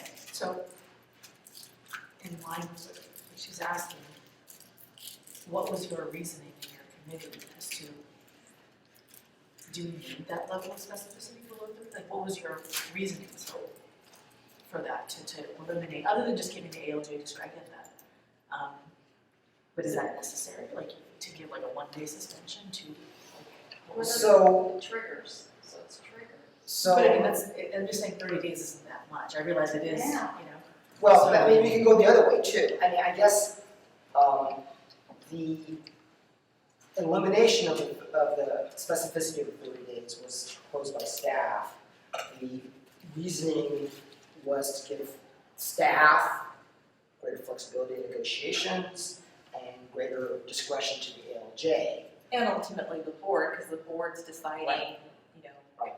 the cases that. Well, it's like a big deal, what I'm asking is, it's such a big deal, because like, again, just looking from the outside in, 30 days doesn't seem like such a big deal, right? So, for those of you that are negotiating, is that necessary, is that like a significant piece that you need to use for negotiating these types of things? You can provide a low end and a high end, where you can say 15 to 90 days, so that gives some wiggle room during negotiation as to what is most appropriate. But the question would be if suspension is appropriate at all for this violation. And if you determine it is, then perhaps you could do from 15 to 90 days, or however much you think such a violation would warrant. So why, So you're looking for more specificity? well, that's a decision that the board may want to discuss. My concern initially when I saw this is for some of the more egregious violations, I did not want to give the ALJ complete Yeah. discretion. So that, I guess maybe this is a bad example too, because I'm like looking at this kind of, you know, but I get it, Right. I think the other one was like gross negligence, fraud, Okay, that makes sense. unlawful referrals, Okay. fraudulently altering medical records. Yeah. Yes. I would want to make the minimum actually be 30 days with no discretion. It's 30 days should be the minimum. Yeah. In egregious. So that's the point. Okay, that makes sense. I have a question. Being that this was already in there, you know, what, has it been challenged, like this doesn't work? Have they ever come to that point and say, you know, given the 30 days, it just doesn't, we want something better? Have you seen cases like that something should have been different? So usually if that is part of the guidelines, it is still reviewed on a case-by-case basis because there is the ability to deviate. So if in an instance where there was excessive prescribing of treatment and it might have been one incident, it was minor excessive, or there was a lot of mitigating circumstances around it, the staff can choose not to require that be a condition. But there has to be justification for it, so that when it comes before the board and we're saying we deviated from the guidelines, there has to be a reason why that deviation was done, so that the board can determine if they're going to adopt it with a deviation or not. And there are cases and have been cases where maybe a suspension was in the if warranted section, but it seemed like it